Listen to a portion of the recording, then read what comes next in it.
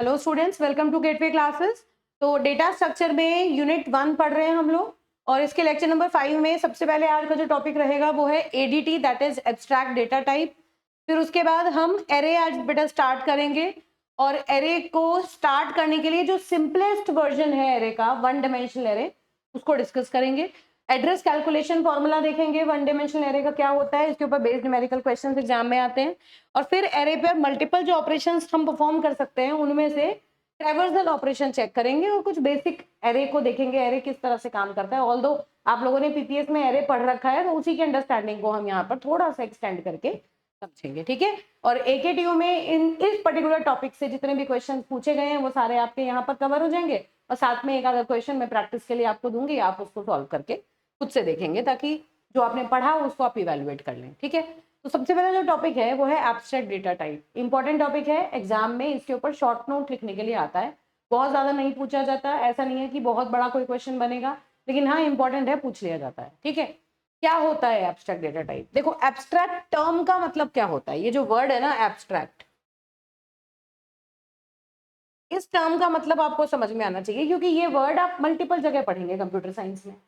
Abstract का मतलब होता है किसी भी चीज के इम्प्लीमेंटेशन डिटेल में जाए बिना बस ऊपर ऊपर से आपको उसकी जानकारी हो जाए कि ये क्या है, इस पे क्या क्या ऑपरेशन हम परफॉर्म कर सकते हैं। इस टाइप के जो डेटा टाइप होते हैं ना उन्हें एब्स्ट्रैक्ट डेटा टाइप कहते हैं। क्या कि वो कैसे इंप्लीमेंट होंगे, किस तरह से काम करेंगे, इन बातों से हमें कोई मतलब नहीं है। हमें सिर्फ ये पता है कि इन डेटा टाइप पर कौन कौन से ऑपरेशन हम परफॉर्म कर सकते हैं and we will be able to perform those operations without going into the implementation details. Such process is called as abstraction.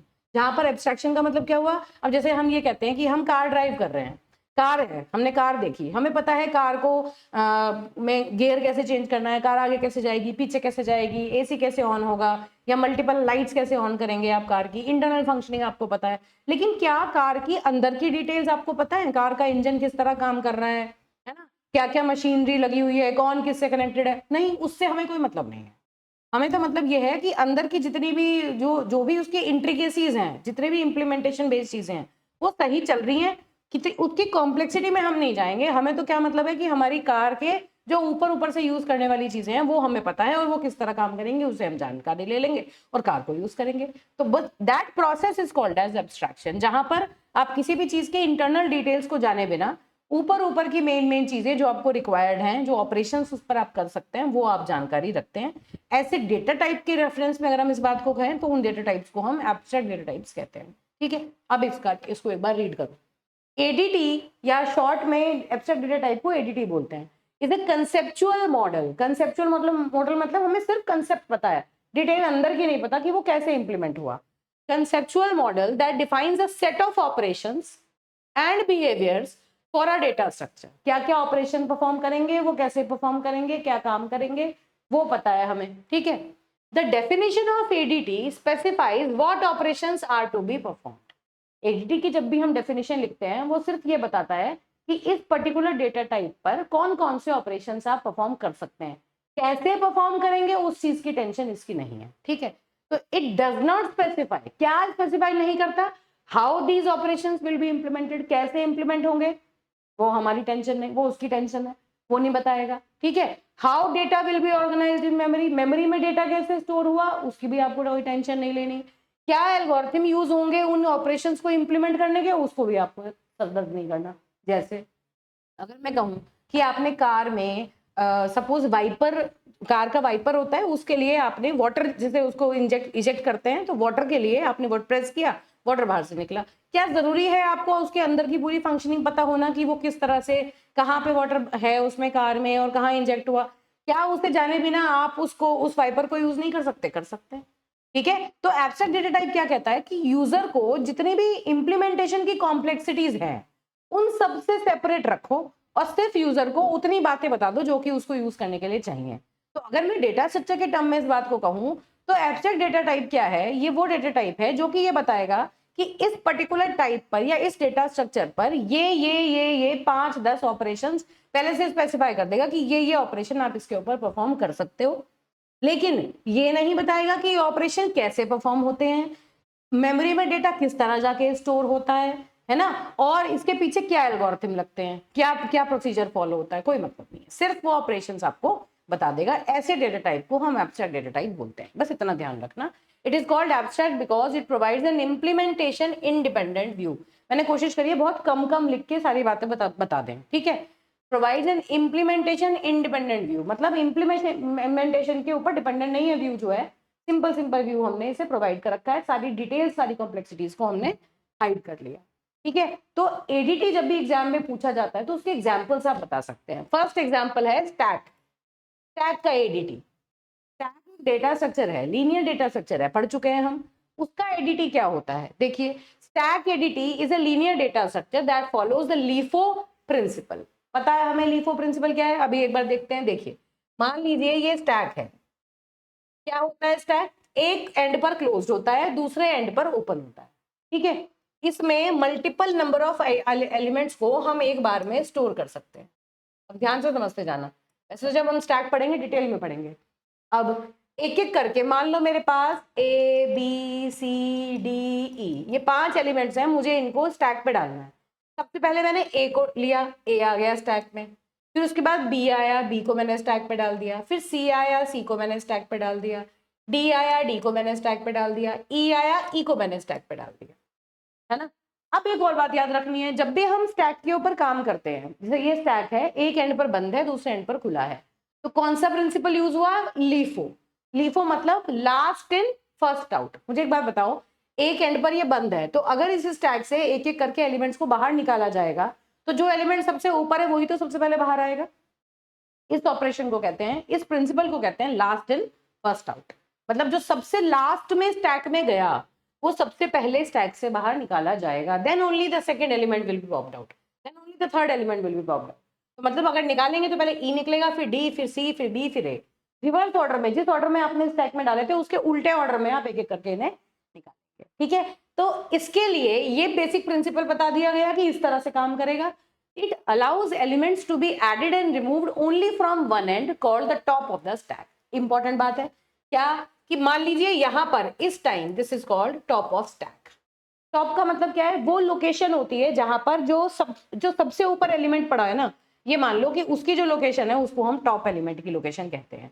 उस पर उसका जो इंडेक्स है वो टॉप की वैल्यू होती है, ठीक है। अब जो भी चीज ऐड होनी है वो कहाँ होनी है, यहाँ पर टॉप। अगर हम इसे एक एरे की तरह इंप्लीमेंट करें तो टॉप को +1 करोगे तो टॉप यहाँ पे आ जाएगा और यहाँ पे आप किसी भी नई वैल्यू को ऐड कर देना। जब आप इसमें से कोई चीज निकालेंगे तो ऊपर से मान लो ई हटा दिया आपने, ई हटाने के बाद टॉप को माइनस कर दोगे तो टॉप डी पे आ जाएगा। तो टॉप बेसिकली क्या लोग दिखाएगा, टॉप शो करेगा कि स्टैक का जो टॉप मोस्ट एलिमेंट है, सबसे ऊपर का जो एलिमेंट है वो कहाँ है, ठीक है। उसकी पोजीशन को टॉप जो होता है वो मेंटेन करके रखता है। आप अगर किसी एलिमेंट को इंसर्ट करते हैं तो टॉप को +1 करके आगे एलिमेंट इंसर्ट कर देते हैं, और अगर टॉप अगर आप उसमें से कोई एलिमेंट निकाल रहे हैं तो टॉप को -1 करके नीचे पहुंचा देते हैं। इस तरह से आप ऑपरेशंस करते हैं। अब स्टैक पे कौन कौन से ऑपरेशंस यूज होते हैं, पहला पुश ऑपरेशन, क्योंकि एडीटी है तो नेचुरली ये बताएगा कि कौन कौन से ऑपरेशन आप स्टैक के ऊपर परफॉर्म कर सकते हैं। कैसे परफॉर्म करेंगे उसके बारे में एडीटी नहीं बताएगा, कैसे परफॉर्म करेंगे ये इंप्लीमेंटेशन के टाइम पर डिसाइड होगा। आप अपने अकॉर्डिंगली उसे इंप्लीमेंट कर सकते हैं, आप एरे की तरह इंप्लीमेंट करें, आप लिंक लिस्ट की तरह इंप्लीमेंट करें। स्टैक की इंप्लीमेंटेशन एरे से भी कर सकते हैं, लिंक लिस्ट से भी कर सकते हैं, लेकिन ऑपरेशन बता दिए क्या क्या हो सकता है। उन ऑपरेशंस को आप अपने रिक्वायरमेंट के हिसाब से इंप्लीमेंट कर लो, ठीक है। क्या है पुश ऑपरेशन, पुश ऑपरेशन क्या कहता है, किसी एक एलिमेंट को एक बार में आप एक स्टैक के अंदर डालते हैं, that operation is called as push operation.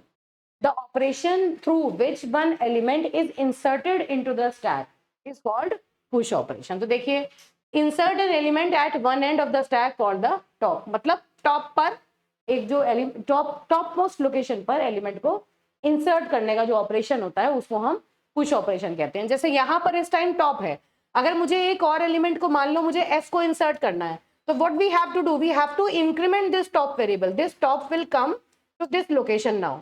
यहाँ पर टॉप आएगा और उसके बाद this f will be inserted above this e, ठीक है। तो पुश ऑपरेशन बेसिकली क्या कर रहा है कि टॉप मोस्ट पोजीशन पर जो एलिमेंट है उसके ऊपर एक नए एलिमेंट को इंसर्ट करने का काम करता है। तो that insertion operation in stack is called as push operation, पहली चीज। दूसरा second is pop operation. Pop operation क्या करता है, स्टैक से एक एलिमेंट को रिमूव करने का जो काम होता है उसको कहते हैं pop operation. Remove and return the element at the top of the stack if it is not empty. Important बात क्या है, देखो ये पहले से मेंशन्ड है, if it is not empty मतलब अगर एक स्टैक ऑलरेडी खाली है, मान लो एम्प्टी है स्टैक, ये लो इनिशियली स्टैक में कोई भी एलिमेंट नहीं है, तो आप इस पे पॉप ऑपरेशन परफॉर्म कर सकते हैं क्या? जब इसमें कोई एलिमेंट ही नहीं है तो आप इसमें से डिलीट क्या करेंगे, है ना? तो इसका मतलब ये क्या होता है, अंडर फ्लो कंडीशन होती है। अंडर फ्लो मतलब स्टैक जब ऑलरेडी एम्प्टी है तो हम -1 रिटर्न करेंगे, हम कहेंगे कि ये सक्सेसफुल ऑपरेशन नहीं हो सकता। नेचुरली आप स्टैक के अंदर एक एलिमेंट को एक्सेस करना चाह रहे हैं, निकालना चाह रहे हैं, जबकि स्टैक में कोई एलिमेंट है ही नहीं। तो हमेशा क्या ध्यान रखना है, हमेशा ध्यान रखना है कि जब भी स्टैक में पुश ऑपरेशन करोगे तो आपको चेक करना है कि स्टैक में जगह है भी या नहीं। हो सकता है कि स्टैक का जो साइज है वो 10 एलिमेंट्स हो और आप 10 एलिमेंट्स उसमें ऑलरेडी हो, तो 11th एलिमेंट को आप स्टैक के अंदर डाल ही नहीं सकते, है ना? ओवरफ्लो हो जाएगा, उसे कहेंगे ओवरफ्लो कंडीशन, वो पुश के टाइम पर होगी। जब आप पॉप करेंगे किसी एलिमेंट को तो आप चेक करेंगे कि एलिमेंट स्टैक कहीं खाली तो नहीं है, अगर खाली है तब भी आप कोई एलिमेंट को पॉप नहीं कर सकते, ठीक है? तो ये कुछ प्री रिक्विजिट्स होती है, जब हम स्टैक पढ़ेंगे ना वहां पर इसको इंप्लीमेंट कैसे करते हैं इन चीजों को चेक करेंगे। पॉप करते हुए चेक करेंगे स्टैक एम्प्टी तो नहीं है, पुश करते हुए चेक करेंगे स्टैक ऑटोमेटिकली कंप्लीटली फिल्ड तो नहीं, ठीक है? अब पॉप करने का मतलब क्या होता है कि जिस एलिमेंट को आप स्टैक से रिमूव कर, एलिमेंट को एक्चुअली रिमूव कर देते हैं स्टैक से, ठीक है, that operation is called as pop operation.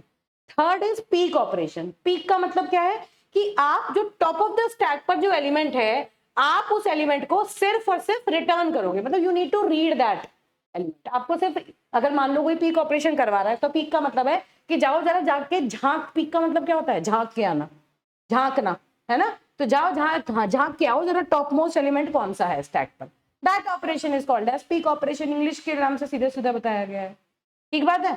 तो अब इस केस में जो यहाँ टॉप मोस्ट पोजीशन पे जो एलिमेंट है उसको बाहर नहीं निकाला जाएगा, बस उसको झांक के देख लेंगे कि अच्छा टॉप मोस्ट पोजीशन पर एफ है, इसको हटाएंगे नहीं स्टैक से, ठीक है? ये इतनी बात आपको ध्यान रखनी है। तो एलिमेंट को रिटर्न करेगा, एलिमेंट बताएगा क्या है, लेकिन एलिमेंट को रिमूव नहीं करेगा स्टैक से। पॉप ऑपरेशन एलिमेंट बता भी देगा और उसे रिमूव भी कर देगा, ठीक?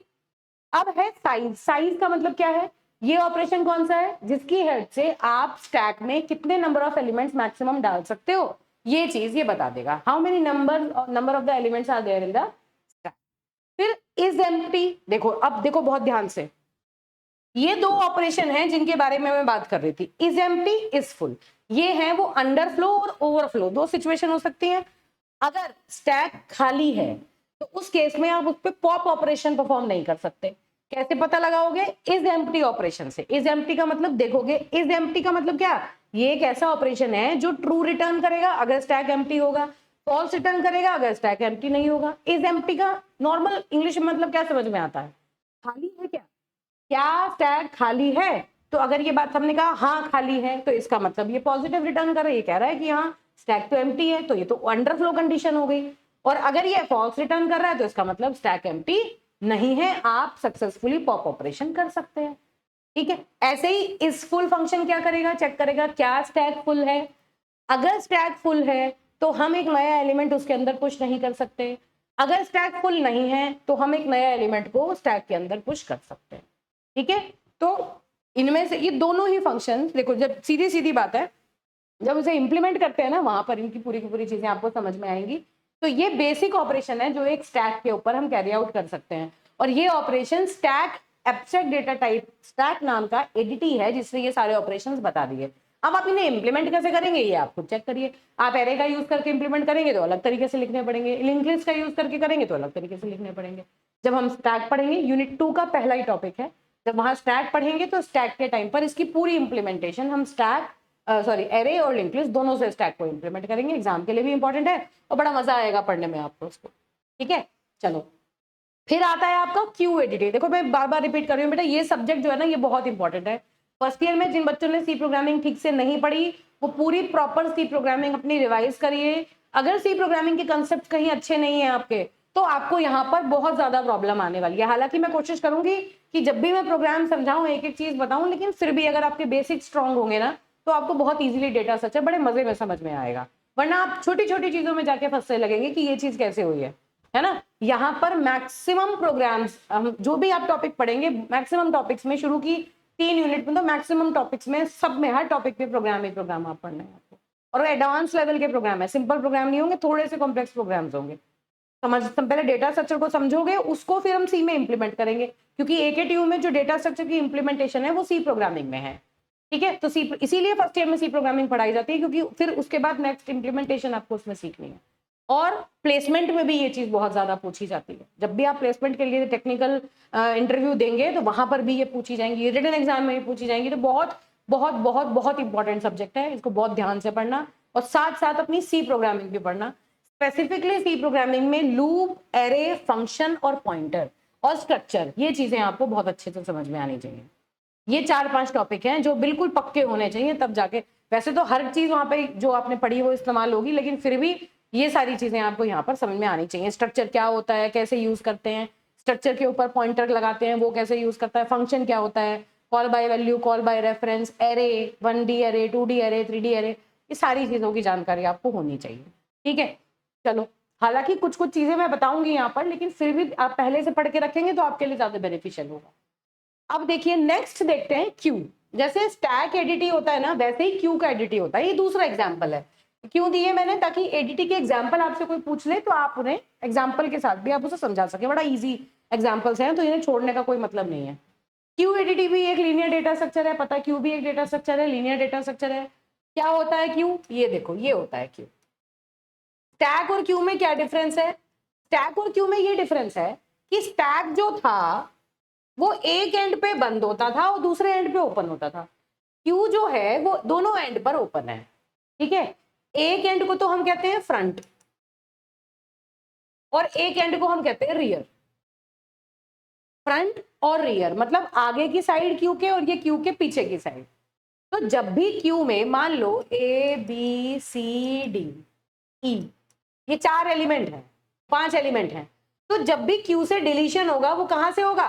फ्रंट से होगा। भाई आप क्यू किसे कहते हैं? Simple Q. मान लो आप अगर कहीं बिजली का बिल भरने गए, वहां आपने लाइन लगा रखी है, जो लाइन में सबसे बिल्कुल रियल टाइम इंप्लीमेंटेशन में जो लाइन लगती है ना, वो क्यू की इंप्लीमेंटेशन है। सिंपल नॉर्मल क्यू, जहां पर एक लोगों की कतार लगी हुई है, जो बंदा सबसे आगे लगाए क्यू में उसका काम सबसे पहले होगा।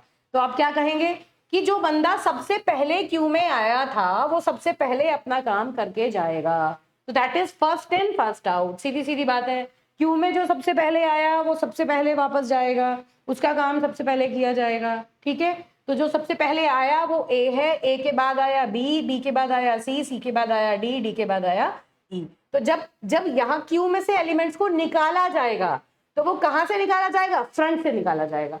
और क्यू के अंदर जो नए एलिमेंट ऐड होंगे वो कहां से होंगे? रियर से होंगे। तो क्यू के आगे और पीछे दोनों साइड स्पेस होता है। आगे वाले अपना काम करते रहते हैं, जाते रहते हैं, पीछे से नए लोग क्यू में आते रहते हैं। That is Q implementation. ठीक है, मुझे नहीं लगता कोई मुश्किल चीज है, ये आसान सी बात। जब इम्प्लीमेंट करेंगे तब इसको देखेंगे। क्यू को भी हम एरे और लिंक लिस्ट दोनों से इम्प्लीमेंट कर सकते हैं, लेकिन एडीटी नहीं बताता कैसे इम्प्लीमेंट करने हैं। एडीटी ने तो ये बता रखा है इस क्यू के ऊपर आप क्या क्या ऑपरेशंस कर सकते हो। क्या ऑपरेशन होते हैं? एनक्यू ऑपरेशन कर सकते हो। एनक्यू ऑपरेशन क्या कहता है? क्यू के अंदर एक एलिमेंट को ऐड कर सकते हो। You can insert one element into the Q from the rear position. पीछे से, यहाँ रियर पोजीशन में से क्यू में एक नए एलिमेंट को इंसर्ट करना is called as enqueue operation. ठीक है, डीक्यू ऑपरेशन क्या करता है? डीक्यू ऑपरेशन पहले एलिमेंट को रिमूव करता है, फ्रंट से एक एलिमेंट को रिमूव करना। अगर क्यू खाली है तो नेचुरली ये अंडरफ्लो कंडीशन है, अगर क्यू भरी हुई है तो उस केस में कोई प्रॉब्लम नहीं है ना। तो खाली क्यू के लिए क्या चेक कर रहे हैं? Is empty. खाली तो नहीं है, तभी तो डीक्यू कर पाएंगे। अगर खाली है तो डीक्यू ऑपरेशन कैसे कर पाएंगे? तो वही काम यहाँ पर भी हो रहा है ना। ऐसे ही डीक्यू ऑपरेशन क्या कर रहा है? रिमूव कर रहा है। पीक क्या कर रहा है? पीक का मतलब है कि ये बेसिकली क्या करेगा, किसी मतलब क्यू के अंदर it return the element of the Q without removing it if the Q is not empty.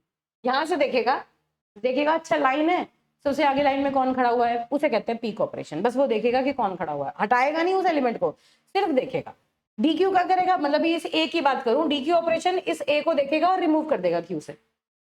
Peak operation सिर्फ इस ए को देख के चला जाएगा कि क्यू के फ्रंट पे कौन खड़ा हुआ है, दैट्स इट। ठीक है, साइज क्या करेगा, नंबर ऑफ एलिमेंट्स कितने हैं क्यू में उसको रिटर्न करेगा। तो ये बेसिक 5 ऑपरेशंस हैं जो क्यू के ऊपर डिफाइंड हैं, जो क्यू के ऊपर काम करते हैं। ठीक, फिर अब आ जाता है आपका एडवांटेज और डिसएडवांटेज। अगर हम एडीटी की बात करें तो एडीटी हमें क्या क्या चीजें ऑफर करता है, एडवांटेज क्या है एडीटी के और डिसएडवांटेज क्या है। एडवांटेज क्या है, एनकैप्सुलेशन है। ये क्या करता है, डेटा और ऑपरेशन उन सबको एक यूनिट में एनकैप्सुलेट कर देता है, making it easier to manage and modify the data structure. ठीक है, दूसरा है एब्स्ट्रैक्शन, जिसके बारे में अभी हमने बात की और डिटेल में मैं नहीं जाऊंगी, बहुत सीधे सीधे टॉपिक है, सिर्फ नोट्स के पर्पज से मैंने यहाँ लिखे हुए हैं। एब्स्ट्रैक्शन प्रोवाइड करता है, डेटा स्ट्रक्चर इंडिपेंडेंस प्रोवाइड करता है। ये कहता है कि भाई हमने आपको ये नहीं कहा कि आप इसे ऐसे इंप्लीमेंट करो, आप जिस डेटा स्ट्रक्चर का यूज करके चाहो इंप्लीमेंट कर लो। जैसे मैंने कहा क्यू, स्टैक, इनको आप एरे से भी इंप्लीमेंट कर सकते हो, लिंक्ड लिस्ट से भी इंप्लीमेंट कर सकते हो। तो choice of data structure is upon the program. ठीक है, तो ये इंडिपेंडेंस है यहाँ पर। फिर है इन्फॉर्मेशन हाइडिंग।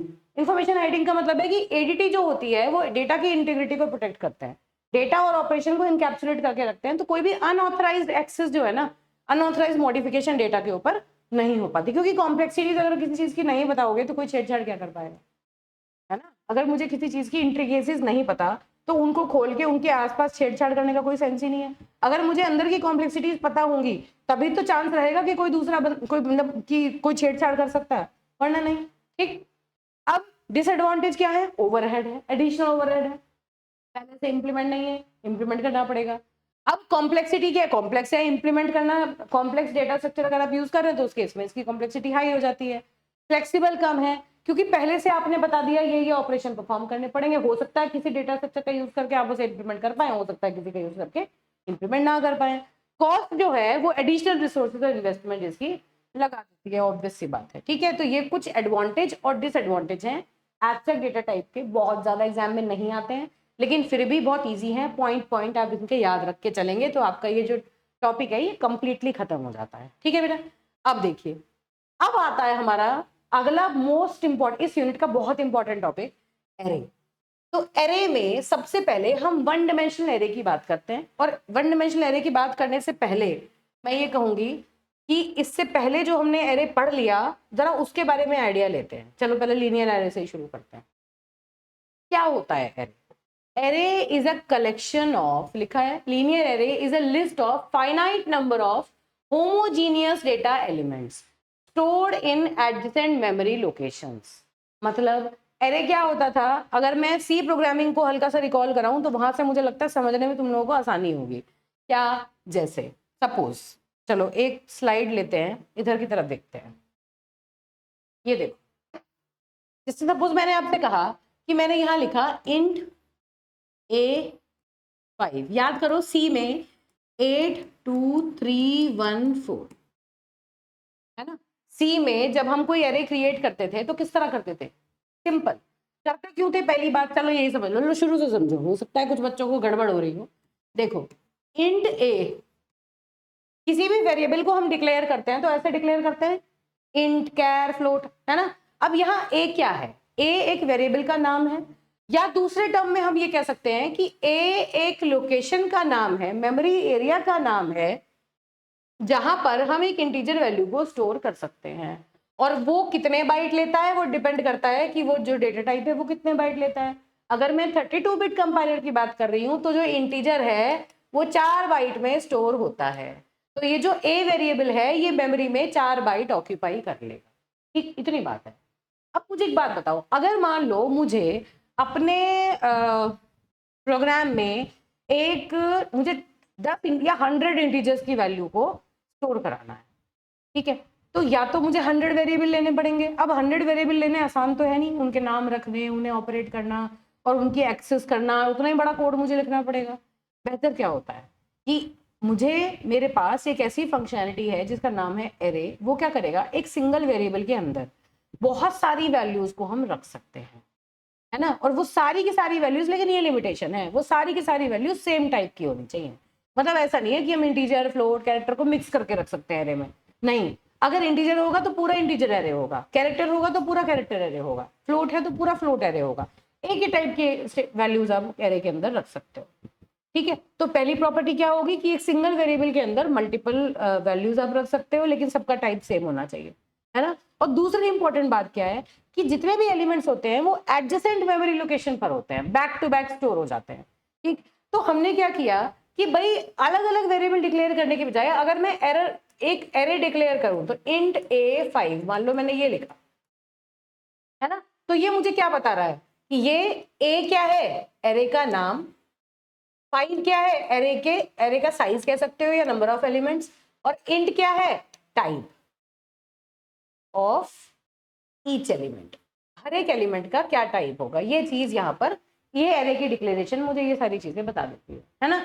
अब ये तो हुआ एरे को हमने डिक्लेयर कैसे किया। अब अगर हम एरे को इनिशियलाइज करते हैं, सपोज मैंने लिखा इंट A5, अब जरा ध्यान से समझना, तो 8 1 5 3 2, मान लो ये एक एरे मैंने ऐसे इनिशियलाइज कर दिया, तो मेमोरी में ये कैसे दिखेगा, इस बात को हमें समझना है ना, किस तरह से रिप्रेजेंट होता है। देखो जैसी ये जो भी एलोकेशन है, एक एक बात को ध्यान रख के नोट करके चलना। जब भी हम किसी चीज को डिक्लेयर करते हैं, डिक्लेरेशन हम कंपाइलर के लिए करते हैं, तो जैसे हमने डिक्लेयर किया, इसका मतलब जब हमारा कोड कंपाइल होगा ना, कंपाइलेशन के टाइम पर मेमोरी उससे एसोसिएट हो जाएगी। तो ये जो एरे है, इसको जो मेमोरी मिली वो कंपाइलेशन के टाइम पर मिल गई, तो मतलब कंपाइलर ने कितनी मेमोरी इसे एलोकेट कराई, पहले 8, फिर 1, फिर 5, फिर 3, फिर 2, ये मेमोरी कंपाइलर ने इस एरे को असाइन कर दी। पहली चीज, जितने भी नंबर ऑफ एलिमेंट्स हैं वो सारे 1 बाय 1 जिस ऑर्डर में आपने लिखे उसी ऑर्डर में जाके मेमोरी में स्टोर हो जाने हैं, पहली चीज है। अब मेमोरी में जब हम इन्हें रिप्रेजेंट करते हैं तो एरे की सबसे अच्छी खास बात क्या होती है कि एरे में एक बार में इस पूरे का नाम क्या है, ए, लेकिन अगर आप किसी एक एलिमेंट को एक्सेस करना चाहते हैं तो उसके लिए हम इंडेक्स यूज करते हैं। मतलब अगर मैं कहूं 0 1 2 3 4, बहुत ध्यान से समझना, सी में जब हम किसी प्रोग्राम में इंप्लीमेंटेशन करते हैं तो बाय डिफॉल्ट जो इंडेक्स होता है वो 0 से शुरू होता है। इंडेक्स का मतलब है सीक्वेंस, जो सीक्वेंस हमने दिया वो 0 से शुरू हुआ जब हम इसे ऑपरेट करना स्टार्ट करेंगे। और ये इंडेक्स क्या होते हैं, ये वो वैल्यूज हैं जिनकी हेल्प से एरे के अंदर जो एलिमेंट्स हैं उनको हम डायरेक्टली एक्सेस कर सकते हैं। मतलब मुझे 5 को एक्सेस करना है, 3 को एक्सेस करना है, 2 को एक्सेस करना है, तो हम सीधे वहां जाके उन्हें एक्सेस कर सकते हैं। कैसे कर सकते हैं, सबसे पहली बात आपको ये समझनी है, कैसे उस एलिमेंट तक हम जाएंगे। कंप्यूटर में कैसे पता चलता है कि वो एलिमेंट कहाँ पर स्टोर्ड है, तो हम उसे जाके वहां पे डायरेक्टली एक्सेस कर लें। ठीक है, ये चीज हमें ध्यान रखनी है। तो अब करस्पॉन्डिंगली अगर ये इंडेक्स है तो इस एलिमेंट को हम कहेंगे A0, इस एलिमेंट को हम कहेंगे A1, इसको कहेंगे A2, इसको कहेंगे A3 और इसको कहेंगे A4। इस तरह से ये एलिमेंट्स असाइन हो जाएंगे, है ना। ये तो बात हमने पहले पता है, हमने पढ़ रखी है। अब अगली इंपॉर्टेंट बात क्या है कि जब आप इस एरे को मेमोरी में स्टोर करोगे तो एरे के जो पहले एलिमेंट का एड्रेस है, मान लो वो 100, इसे कहते हैं एरे का बेस एड्रेस। मतलब जब एरे बना मेमोरी में तो वो पहला कौन सा एड्रेस है जहां पर फर्स्ट एलिमेंट का एड्रेस मिला, उसके बाद एडजेसेंट बैक टू बैक सारे एलिमेंट स्टोर हो जाएंगे, है ना। तो अगर मुझे एरे का बेस एड्रेस पता है तो हम आगे जाते जाते हर एक एलिमेंट का एड्रेस निकाल सकते हैं। क्यों? क्योंकि मान लो ये इंटीजर है और इंटीजर 4 बाइट ले रहा है, मैं ये मान के चल रही हूँ 32 बिट कंपाइलर पे हम काम कर रहे हैं, ठीक है। 32 बिट कंपाइलर पे जो इंटीजर होता है वो 4 बाइट लेता है। तो 100 लोकेशन पर अगर 8 है तो इसने 4 बाइट लिए, तो अगला वाला जो एलिमेंट है वो 104 पर है, उसका एड्रेस क्या है 104। तो 4 4 जोड़ते जाओ, 108, 112, 116 और 100, बस 116। इस तरह सारे एलिमेंट के एड्रेस हम पता कर सकते हैं। पहले एलिमेंट का एड्रेस पता है तो 4 4 बाइट से हर एलिमेंट के एड्रेस को हम चेक कर सकते हैं, ठीक है। लेकिन यहां पर तो 5 एलिमेंट थे तो हमने ऐसे कैलकुलेट 4 जोड़ जोड़ के कैलकुलेट करके देख लिया। अगर यहाँ मेरे पास 100 एलिमेंट्स हो, 1000 एलिमेंट्स हो, तो फिर क्या हम काउंट कर करके देखेंगे? नहीं। तो क्यों? क्योंकि एरे में ऐसी फंक्शनैलिटीज हैं कि हम इस एरे को देख के ये एक फॉर्मूला डिराइव कर सकते हैं, जनरल फॉर्मूला हम निकाल सकते हैं कि अगर हमें कोई एरे गिवन है और उस एरे पर हमसे कोई पूछे कि बताओ इस पर्टिकुलर एलिमेंट का एड्रेस क्या है, डायरेक्टली इस एड्रेस तक मुझे जाना है, तो आप वो फॉर्मूला लगा के वो एड्रेस कैलकुलेट कर पाए और वहां जो एलिमेंट हो उसको डायरेक्टली एक्सेस कर लें। एरे का सबसे बड़ा बेनिफिट यही तो है कि अगर आपको एरे का बेस एड्रेस पता है तो किसी भी एलिमेंट का एड्रेस आप पता कर सकते हैं, किसी भी एलिमेंट का एड्रेस आप पता कर सकते हैं। आपको पता होना चाहिए कि कौन सी लोकेशन पर एलिमेंट है। ठीक है, लोकेशन फाइंड आउट करो और उस एड्रेस पर चलेगा। इंडेक्स मतलब कौन से इंडेक्स का एलिमेंट आपको चाहिए। इस चीज इतनी बात मुझे लगता है समझ आ गई होगी। और डिटेल में देखना है तो पीपीएस में जाके एक बार पूरा एरे पढ़ लेना, ठीक है।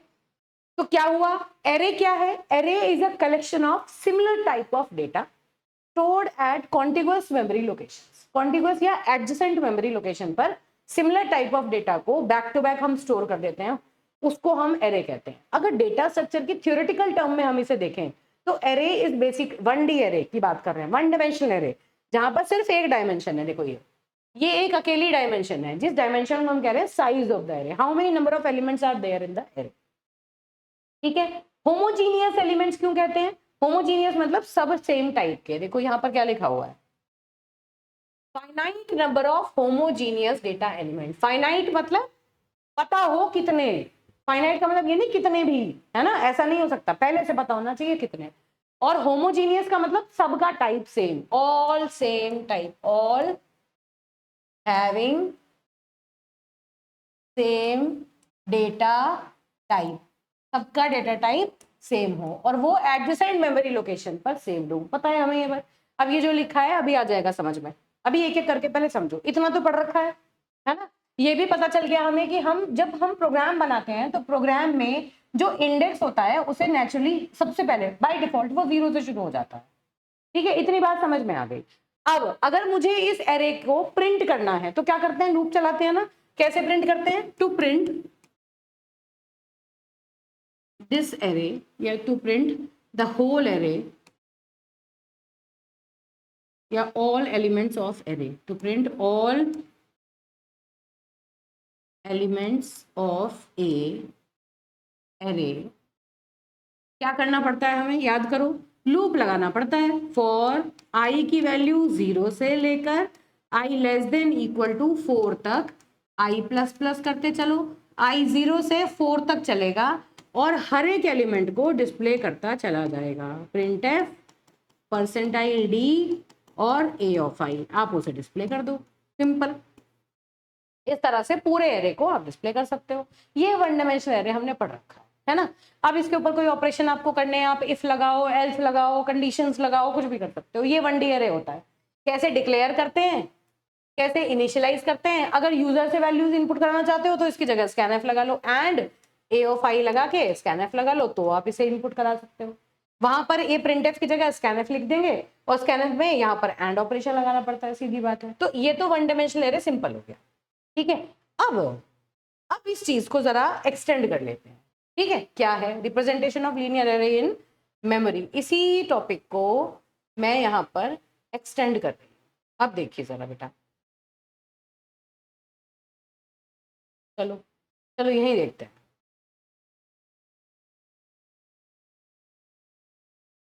मिनट से हटा देते हैं और इस स्लाइड को कॉपी करते हैं। अब आ जाते हैं, ये है, देखिए इतनी बात तो मुझे लगता है समझ आ गई, है ना।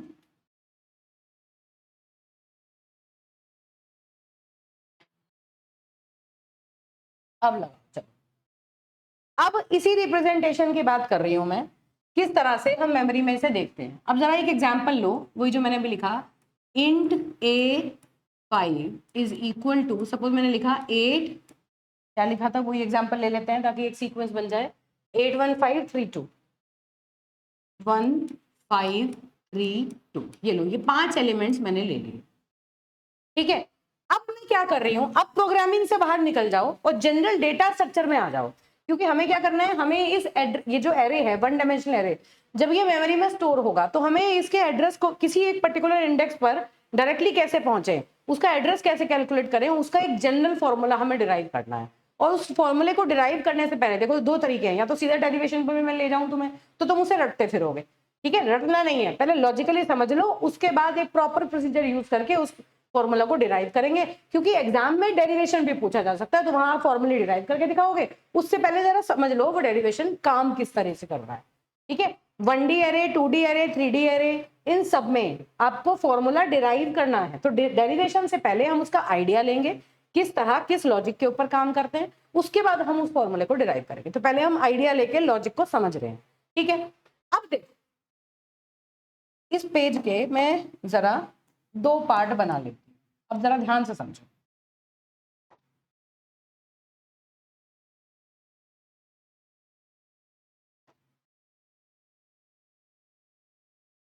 देखो बेटा, सबसे पहले ये मैंने एरे ले लिया, ये मेरा मेन एरे। ठीक, इस एरे को जब मुझे रिप्रेजेंट करना है, ये पहला मैंने क्या लिया, index.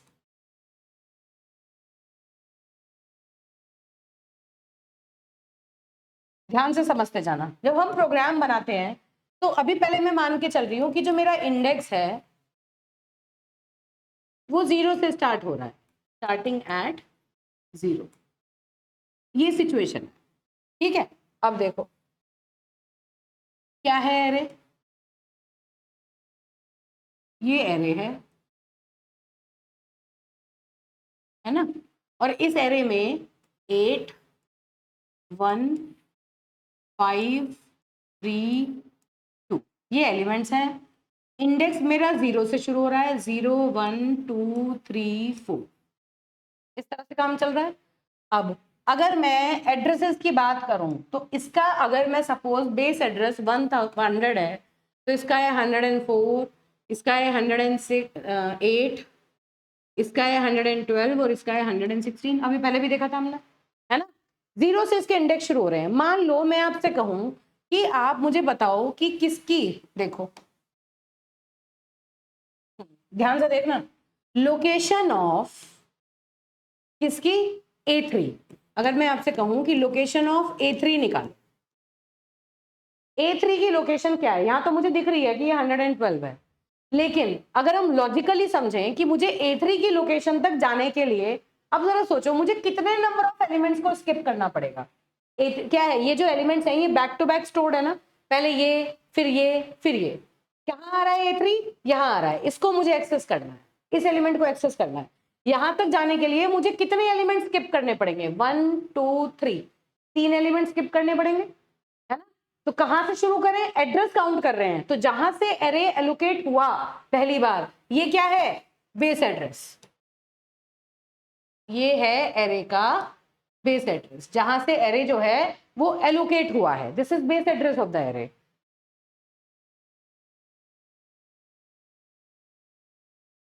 This is called base address of the array.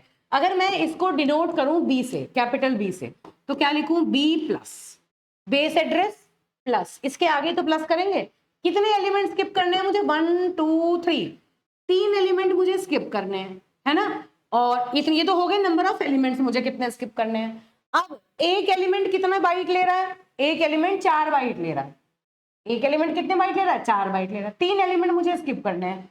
तो ये क्या कैलकुलेट हुआ, यही तो लिखेंगे। A3 तक जाना है, इस पिक्चर से देखो, A3 तक जाना है तो मुझे 1 2 3 ये 3 एलिमेंट स्किप करने पड़ेंगे, जिन और हर एक एलिमेंट का साइज कितना है, 4। बस अब यहां जो चीज देखी उसको ध्यान से देखो, क्या है, जो भी मैंने यहाँ लिखा उसी को थोड़ा सा मैं जनरलाइज करके लिख रही हूँ, ताकि जब आप पढ़ेंगे बाद में, जब डेरिवेशन करेंगे तो आप रियलाइज कर पाए। ये A3 का मतलब क्या है, जब इंडेक्स 0 से शुरू हुआ तो ये A3 क्या कहता है, नंबर ऑफ एलिमेंट्स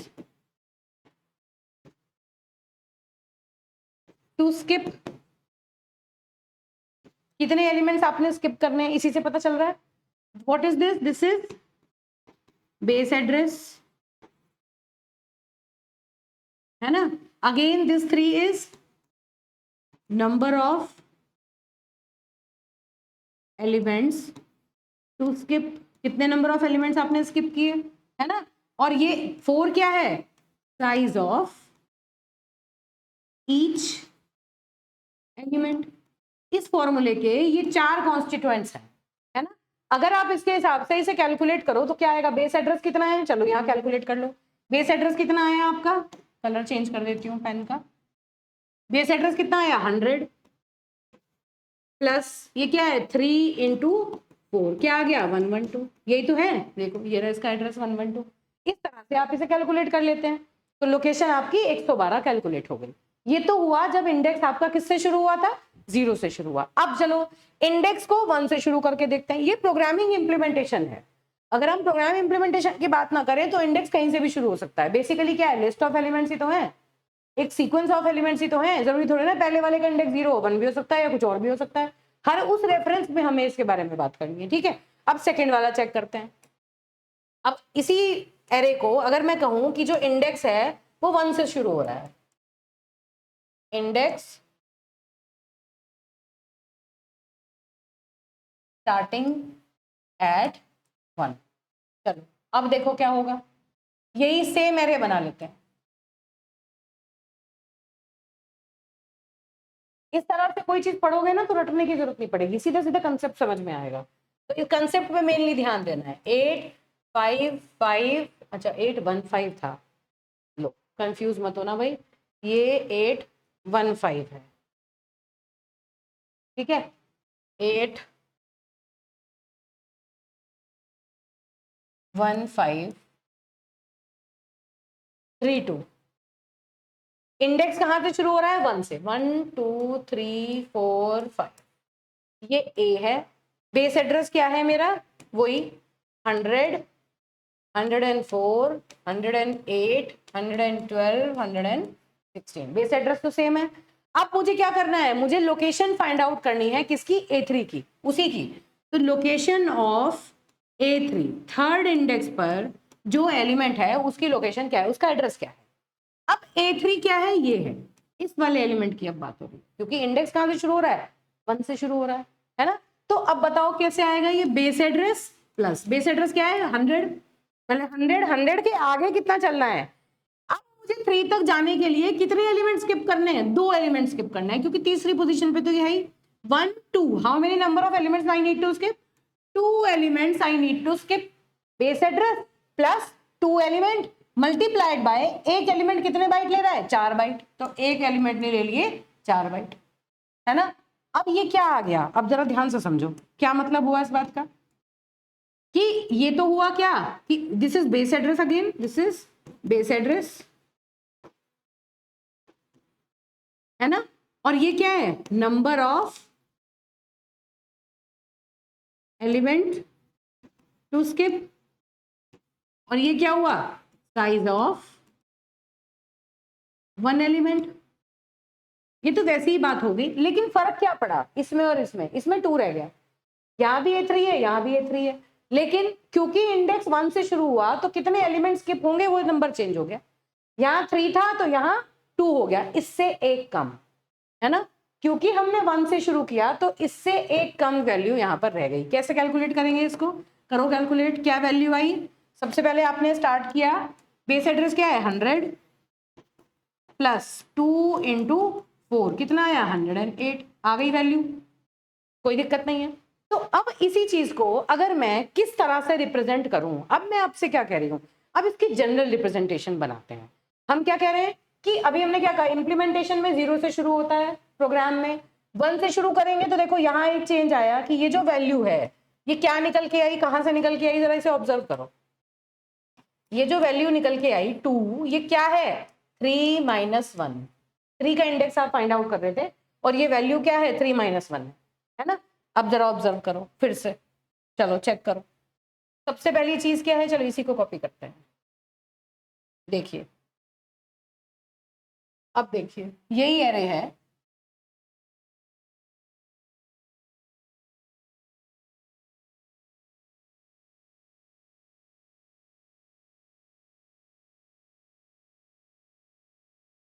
तो यहां से एक जनरल रूल निकल के आता है। क्या जनरल रूल निकल के आता है कि अगर मुझे ith इंडेक्स पर जाना है, देखो अगर मुझे ith इंडेक्स पर जाना है, यहीं से अगर मैं कहूं ith इंडेक्स पे जाना है स्टार्टिंग फ्रॉम 1, अगर लोअर बाउंड 1 है, मतलब ये कहां से एरे शुरू हो रहा है 1 से शुरू हो रहा है, तो ith इंडेक्स पर जाने के लिए I-1 नंबर ऑफ एलिमेंट्स को मुझे स्किप करना पड़ेगा, है ना। तो यहीं से अगर मैं आपको इसको बताऊं तो हम इसको आगे जनरलाइज कर देंगे, क्या है देखो,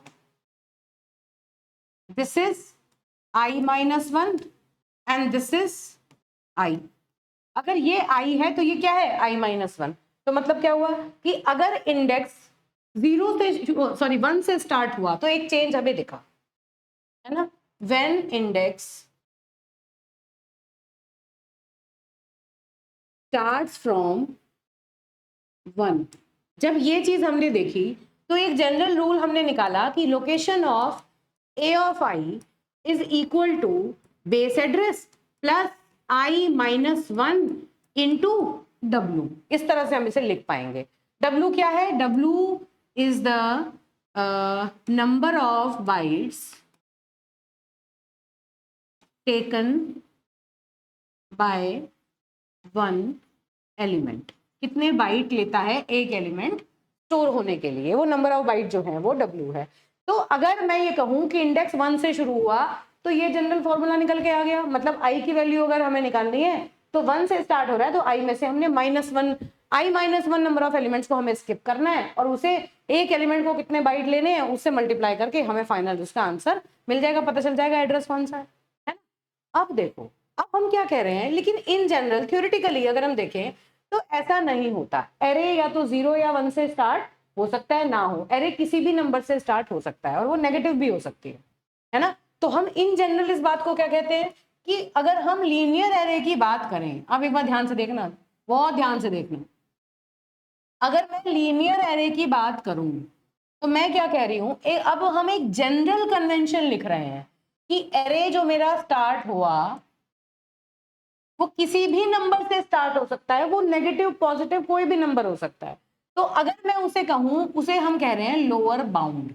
लोअर बाउंड वो वैल्यू है जहां से एरे की इंडेक्सिंग शुरू हुई, तो अगली वाली जो इंडेक्स होगी वो होगी लोअर बाउंड +1, ये होगी लोअर बाउंड +2, ये होगी लोअर बाउंड +3। ये इंडेक्स है, जो नंबर यहाँ आएगा उसमें +1 करके आगे बढ़ते रहेंगे and so on up to upper bound. Upper bound मतलब मैक्सिमम इंडेक्स क्या है और मिनिमम इंडेक्स क्या था, उनके बीच का जो भी है वहां आपके नंबर ऑफ एरे, जो मेरे में जो एलिमेंट्स हैं वो सारे के सारे आपके यहाँ पर आते हैं। तो एरे का जो साइज है वो जरूरी, एरे का साइज कैसे निकालोगे आप, है ना, किस तरह से निकालोगे। अब जरा यहां से एक एग्जांपल देखो, अगर मान लो मैंने यहां पर ये एरे लिया था अभी 8 5 3 1 2, है ना, 0 1 2 3 4, तो यहां पर ये क्या था, लोअर बाउंड, और ये क्या था, अपर बाउंड, है ना। तो लेंथ ऑफ एरे अगर मुझे निकालनी हो, बताना जरा, लेंथ ऑफ एरे अगर मैं कहूं कि मुझे इस एरे की लेंथ चाहिए, तो हम लिख सकते हैं कि अपर बाउंड माइनस लोअर बाउंड +1। क्यों? 4 -0 +1 कितनी है, 5। एरे की लेंथ कितनी है, 5, है ना। अगर ये एरे 1 से शुरू होता, फिर देखो क्या ये फॉर्मूला होल्ड करता है, 8 5 3 1 2 1 2 3 4 5, लेंथ कितनी आती, ये क्या है, अपर बाउंड माइनस लोअर बाउंड +1, 1 से 1 कैंसिल, लेंथ कितनी आ गई, 5। इसका मतलब यहां से सीधा सीधा समझ में आता है कि एरे चाहे कहीं से भी स्टार्ट हो कहीं पे भी एंड हो, अगर हमें एरे की पूरी लेंथ निकालनी है तो कैसे निकालेंगे, उसका जनरल फॉर्मूला आ गया। लेंथ कैसे निकालोगे 1D एरे की, UB minus LB +1, upper bound minus lower bound +1, सीधी सीधी बात है, सीधा सीधा फॉर्मूला ये हमारा लेंथ का निकल के आ गया। ठीक है बेटा, ये तो हो गया सीधा सीधा लेंथ। अब यहां से एक अंडरस्टैंडिंग आपको क्या हुई कि अगर 1 से इंडेक्स शुरू नहीं होता तो ये जो जनरल फॉर्मूला है, ये जो 1 से इंडेक्स का फॉर्मूला है, इस इंडेक्स फॉर्मूला को भी हम चेंज कर देंगे और ये फॉर्मूला क्या निकल के आएगा, लोकेशन ऑफ, सीधा सीधा मैं फॉर्मूला लिख रही हूं, फॉर्मूला आएगा आपका location of A of i is equal to base address plus, यहां 1 से इंडेक्स शुरू किया था तो i -1 हुआ था, जब हम लोअर बाउंड कोई भी वैल्यू होगी, L B is the lower bound, यहां से इंडेक्स को शुरू करेंगे तो यहां आएगा i - LB। आप कंप्यूट करके देखेंगे कि डेरिवेशन में वहां देखेंगे इस चीज को, मल्टीप्लाइड बाय W। तो this is the general formula for address calculation in case of 1 dimensional array, जहां पर this is the base address, this is the index जिसका आपको एड्रेस फाइंड आउट करना है ना। देखो लिख देती हूं,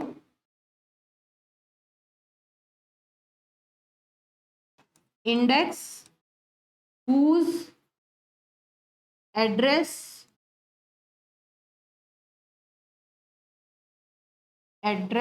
is to be found, है ना, this is base address, and this LB is lower bound, array का लोअर बाउंड आपको गिवन होगा, और this W is size of each elements, हर एक एलिमेंट कितने बाइट ले रहा है, कितने, जो भी वर्ड साइज है वो आपको इस तरह मिल जाएगा। ये फॉर्मूला आ गया एक जनरल फॉर्मूला, जो भी एरे आपको दिया हो किसी भी एलिमेंट का एड्रेस आप फाइंड आउट कर सकते हैं, आपको इंडेक्स पता करना है बस, ठीक है। इस तरह से आप इसको समझेंगे। तो लीनियर एरे का ये रिप्रेजेंटेशन होता है मेमोरी में। अब जरा जो थ्योरी थी, अब थ्योरी पे आ जाते हैं, पढ़ लिया हमने ये, अब थ्योरी देखते हैं। अब देखो देखो क्या है, a linear array is a list of finite number of homogeneous data elements stored in adjacent memory locations. The number of elements is called the length or size of the array. Length of the array can be obtained by this formula. Length is equal to UB minus LB plus 1, है ना। UB क्या है, upper bound, LB क्या है, lower bound.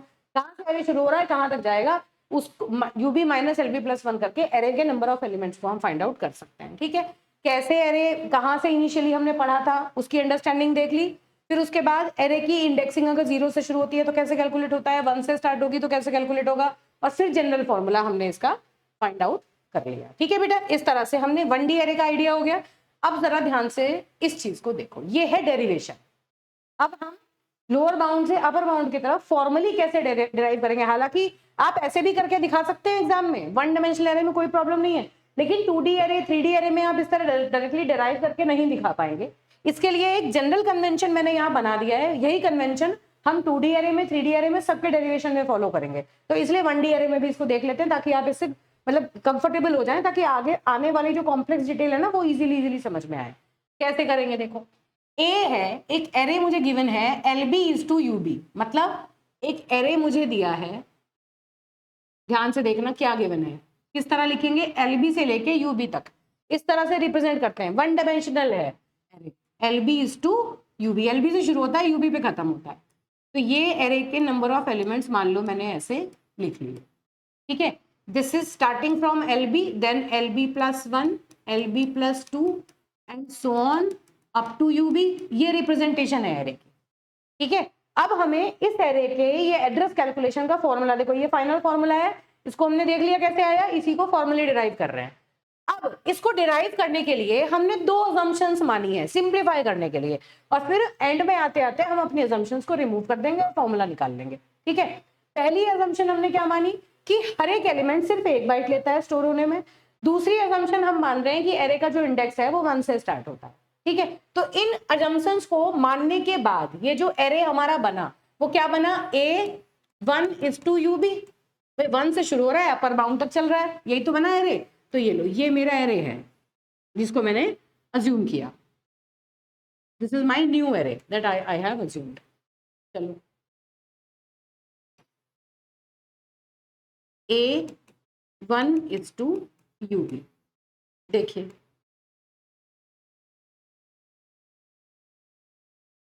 तो क्या बात हो रही है, ये एरे हो गया 1 2 3 4 5 6 7 8, ठीक है। यहां से 1 से शुरू हो रहा है, 1 2 3 4 and so on up to UB, मतलब मैंने ये मान लिया कि ये बेस जो है वो इसका 1 से स्टार्ट हो रहा है। अब देखो किस तरह से फाइंड आउट करेंगे। अगर मुझे 1 LOC ऑफ A1 मतलब लोकेशन ऑफ A1 क्या होगा, बेस एड्रेस।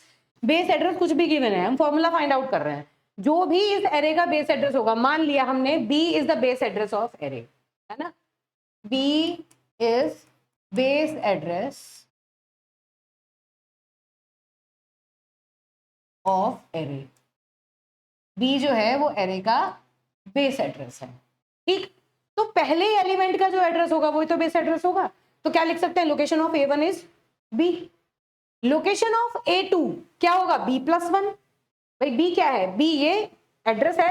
एड्रेस क्या होता है, बेसिकली एरे का जो बेस एड्रेस है वो क्या है, वो एक पॉइंटर है, याद करो। एरे का जो बेस नाम होता है वो एरे का बेस एड्रेस होता है, name of the array is always base address of the array. तो अगर हम इस एड्रेस में +1 करेंगे तो ये कहाँ जाएगा, उतने बाइट से आगे चला जाएगा जितने बाइट का एरे है ना, जितने बाइट का एक एलिमेंट है। हम ये मान के चल रहे हैं कि एक एलिमेंट 1 बाइट ले रहा है, तो जैसे ही हम B+1 करेंगे, जब अगले बाइट पे जाएंगे तो B+1 करेंगे तो हम इस पे आ जाएंगे, तो एड्रेस ऑफ A2 क्या आएगा, B+1। कितने एलिमेंट स्किप करें, एक एलिमेंट, तो b+1, और हम ये मान के चल रहे हैं कि लोकेशन कैसे, अगर एक एक बाइट है तो हम इसमें कुछ भी मल्टीप्लाई नहीं कर रहे, हम 1 बाइट का तो कोई मतलब क्या है कि b+1 मतलब यहाँ पर एक बाइट ऐड कर दिया तो इसका एड्रेस मिल गया हमें A2 का। A3 का एड्रेस कैसे मिलेगा, b+2, b+2। A4 का कैसे मिलेगा, b1 2 3, b में 3 ऐड कर दो तो हम A4 पे पहुंच जाएंगे। तो बस ये चीजें मैंने यहाँ पर लिख रखी हैं। एड्रेस ऑफ A1 या location of A1 is b, location of A2 is b+1, b में एक एलिमेंट ऐड कर दो, स्किप करो तो हम 2 तक पहुंच जाएंगे। Address of A3 is b+2, address of A4 is b+3। तो ऐसे करके जनरल क्या निकाल सकते हैं, देखो यहां अगर 3 आ रहा है तो यहाँ पर 2 आ रहा है ना। तो इसी तरह अगर मैं जनरल फॉर्मूला देखूं तो अगर यहाँ i आ रहा है तो यहाँ i-1 आ रहा है, तो इस चीज को कैसे लिख सकते हैं, location of AI is equal to b+i-1। तो ये क्या है, ith इंडेक्स पर जाने के लिए आपको i-1 नंबर ऑफ एलिमेंट्स को स्किप करना पड़ेगा। बेस एड्रेस में i-1 नंबर ऑफ एलिमेंट्स को स्किप कर दो, और यहाँ पर क्योंकि एक एलिमेंट 1 बाइट ले रहा है तो ये फाइनल फॉर्मूला हमारा दिखा है। यहाँ तक तो हम आ गए, है ना। अब हम एक एक करके अपने assumptions को रिमूव करते हैं। पहली assumption क्या थी कि आप जो एलिमेंट है, हर एक एलिमेंट 1 बाइट लेता है। अब हम क्या कह रहे हैं कि हर एक element W number of bite लेता है। नेचुरली आप जैसा एरे बनाएंगे उसके हिसाब से नंबर ऑफ बाइट लेगा वो। तो अगर W नंबर ऑफ बाइट्स एक एलिमेंट लेगा तो ये जो आपका फॉर्मूला है इसमें i-1 को आपको W से मल्टीप्लाई करना पड़ेगा। क्यों, क्योंकि ये क्या कहता था, बेस एड्रेस पर प्लस कितने एलिमेंट्स आपने स्किप किए इस पर्टिकुलर इंडेक्स पर जाने के लिए। भाई पहले तो आपको ith इंडेक्स, यहाँ कोई ith इंडेक्स है उस पर आपको जाना है, तो i-1 नंबर ऑफ एलिमेंट्स आपने स्किप किए, क्योंकि इंडेक्स आप 1 से शुरू कर रहे हैं ना, तो i-1 नंबर ऑफ एलिमेंट्स आपने स्किप किए। अब एक एलिमेंट जितने बाइट लेता है वो हम अज्यूम कर रहे हैं W, तो W को मल्टीप्लाई करना पड़ेगा कि नहीं, W को मल्टीप्लाई कर दिया, पहली assumption हटा दी। दूसरी assumption क्या कहती थी कि जो इंडेक्स है वो कहाँ से शुरू हो रहा है, 1 से। अब हम उस assumption को भी हटाएंगे, कैसे हटाएंगे, अब जरा ध्यान से समझना, क्या कि इंडेक्स अगर 1 से शुरू था तो ये फॉर्मूला आ गया है, लेकिन हमारा इंडेक्स कहां से शुरू हो रहा है, LB से शुरू हो रहा है। एक्चुअली तो हमारा इंडेक्स कहां से शुरू हो रहा है, LB से स्टार्ट हो रहा है ना। तो अगर मैं इसको LB की टर्म में लिखूं, अगर यहाँ LB से शुरू होता, अगर यही चीज यहाँ LB से शुरू हो रही होती, तो इस केस में I तक जाने में यहां तक की नंबर ऑफ एलिमेंट कितने होते, कितनी लेंथ होती, यहाँ I की वैल्यू क्या होती, देखो ध्यान से समझो। 1 से I तक गए तो ये यहां से यहां तक की लेंथ कितनी है, i-1+1। भाई इस एरे की लेंथ, नंबर ऑफ एलिमेंट्स इस एरे में कितने हैं, अगर मैं पूरे एरे में नंबर ऑफ एलिमेंट्स कहूं तो कितने होते हैं, UB, याद करो अभी तो देखा था, UB-LB+1, इतने नंबर ऑफ एलिमेंट होते हैं अपर बाउंड से लोअर बाउंड तक। तो अगर मैं I तक की बात करूं तो कितने नंबर ऑफ एलिमेंट्स हैं, i-1+1, ये क्या है UB, ये क्या है LB, और ये +1 है ना, तो कितने हैं I। इस तरह से I, इसकी पूरी लेंथ आई थी, यहां से यहां तक I नंबर ऑफ एलिमेंट्स है। तो अगर मैं कहूं कि LB से शुरू हो रहा है तो I को आपको किससे रिप्लेस करना पड़ेगा बेटा, I को आपको रिप्लेस करना, LB is the lower bound, then I have to be, then put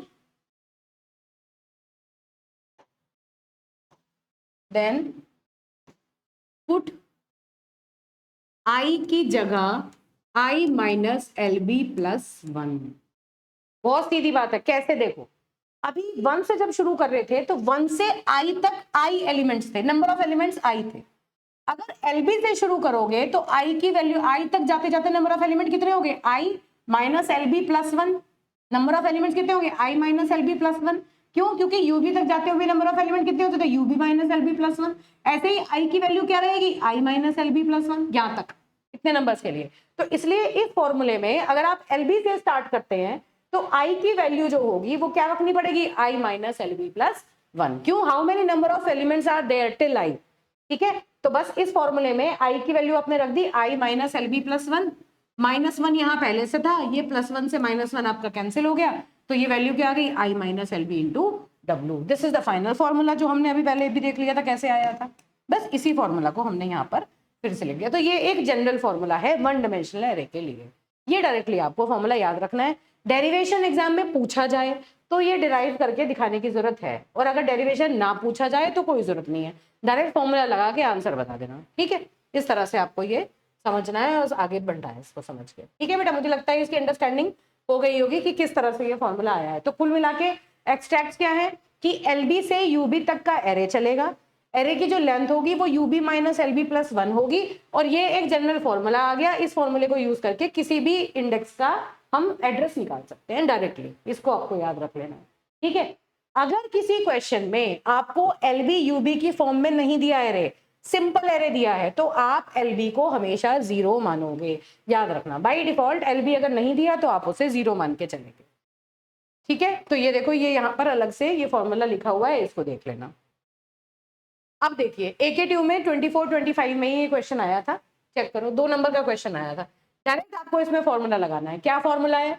location of, formula लिख लेते हैं पहले, location of A of I is equal to base address plus I minus LB multiplied by W। सीधा सीधा formula लिखा मैंने, है ना। किसका मुझे निकालना है, मुझे क्या क्या चीजें दी हुई है यहाँ पर, मुझे W दिया हुआ है, W की वैल्यू है 4 बाइट्स। देखो array starts at index 2000, array का जो बेस एड्रेस है वो है 2000, एरे जो है वो बेस 2000 पर स्टार्ट हो रहा है। हर एक इंटीजर 4 बाइट ले रहा है, W की वैल्यू मिल गई मुझे। Evaluate the address of A5, I की वैल्यू है 5। अब मुझे बताओ क्या यहाँ पर LB और UB की फॉर्म है? नहीं, तो इस A5 का मतलब है ARR, इसका मतलब आप सीधे सीधे क्या समझोगे, ARR 1, सॉरी, इसको आप अज्यूम करोगे 0:5 ऑटोमेटिकली, क्योंकि इंप्लीमेंटेशन में A5 का मतलब है 0 पे एरे स्टार्ट हो रहा है, 0:A5। लोअर बाउंड जो है वो 0 मानोगे इसका। ठीक है बेटा, तो बस अब इसके फॉर्मूले में सीधी सीधी वैल्यूज पुट करो। क्या वैल्यू आई? Is equal to location of A of 5, ये आपको कंप्यूट करना है, ये चीजें आपको पहले से दी हुई थी। Is equal to 2000 plus I minus LB is 0 multiplied by 4, तो क्या आया 2000 प्लस 20, तो that is 2000। This is your answer. ठीक है, तो ये जो आपका फॉर्मूला है उस फॉर्मूले के ऊपर बेस्ड आप सीधा सीधा कर सकते हैं इसको। ठीक, इतना कैलकुलेट, इस तरह से क्वेश्चंस डायरेक्टली भी पूछ लिए जाते हैं, और बड़ा क्वेश्चन भी आएगा। बहुत इंपॉर्टेंट टॉपिक्स हैं। 1D एरे पे तो बड़ा क्वेश्चन कुछ नहीं बन सकता जब तक डिराइव ना करवाएं। 2D एरे 3D एरे पे तो प्रॉपर लॉन्ग न्यूमेरिकल आता है पूरे 7 नंबर का। ठीक है, उनको इस तरह से पढ़ के चलना है। अब देखो ये भी 15-16 में AKTU में आई हुई प्रॉब्लम है, तो मैंने सोचा जब न्यूमेरिकल कराने हैं तो फिर क्यों ना AKTU के प्रॉब्लम के सोल्यूशन ही करा दें, आपको वहां पर डायरेक्ट फायदा मिल जाएगा। ठीक है, चलो क्या क्या चीजें गिवन है ये देखते हैं। कंसिडर द लीनियर एरेज, यहाँ 3 लीनियर एरे दिए हुए हैं, A 5:50, B -5 से 10 तक, और C जो है वो 1 से 8 तक है। मतलब ये लोअर बाउंड है और वो अपर बाउंड है, इस तरह से आपको ये दिया हुआ है ना। तो देखो चेक करते हैं, चलिए सॉल्यूशन बनाते हैं इसका। सबसे पहला है आपको क्या करना है, number of elements find out करने हैं हर एक एरे में। तो पहला एरे क्या है, A 5:50, है ना। तो इसके अंदर क्या क्या चीजें हैं वो निकाल लो। सबसे पहले क्या है, फर्स्ट इज लोअर बाउंड, चलो यहीं मैं निकाल देती हूँ, यहीं इसको मेंशन कर देती हूँ ताकि यहीं से समझ में आए। This is lower bound and this is upper bound, ये दोनों चीजें मिल गई मुझे इसकी, है ना। लोअर बाउंड मिल गया, अपर बाउंड मिल गया, और बस इसकी लेंथ निकालो। तो लेंथ कितनी हो गई इसकी, अपर bound minus lower bound plus 1, तो कितना हुआ, अपर बाउंड है 50 -5 प्लस 1, कितना आया ये 46। नंबर ऑफ एलिमेंट्स पहले वाले में कितने हैं, 46, फर्स्ट वाला ए का फर्स्ट पार्ट, ए के लिए निकाल दिया। सेकंड वाले को देखो, सेकंड एरे क्या है, बी, कहां से स्टार्ट हो रहा है, -5 से शुरू होगा 10 तक जाएगा, तो ये लोअर बाउंड है और ये इसका अपर बाउंड है। तो लेंथ निकालो एरे की, सीधा सीधा करना है, UB -5 plus 1, UB minus LB क्या है, नेगेटिव में है, तो प्लस 1, तो वैल्यू कितनी आ गई 16। इसकी लेंथ कितनी है 16। चलो अब थर्ड वाले का देखो, थर्ड वाले के लिए क्या है, C 1:8, this is LB and this is UB, है ना। इसकी लेंथ देखो length is equal to 8 minus 1 plus 1, कितनी हो गई 8। ठीक है, तो ये तीनों, ये जो फर्स्ट पार्ट था उसमें हमें हर एक एरे की लेंथ फाइंड आउट करनी थी, वो हमने कर ली। इसमें तो मुझे नहीं लगता कोई दिक्कत है। चलो अब देखो, इसी क्वेश्चन को आगे बढ़ाते हैं, है ना। चलिए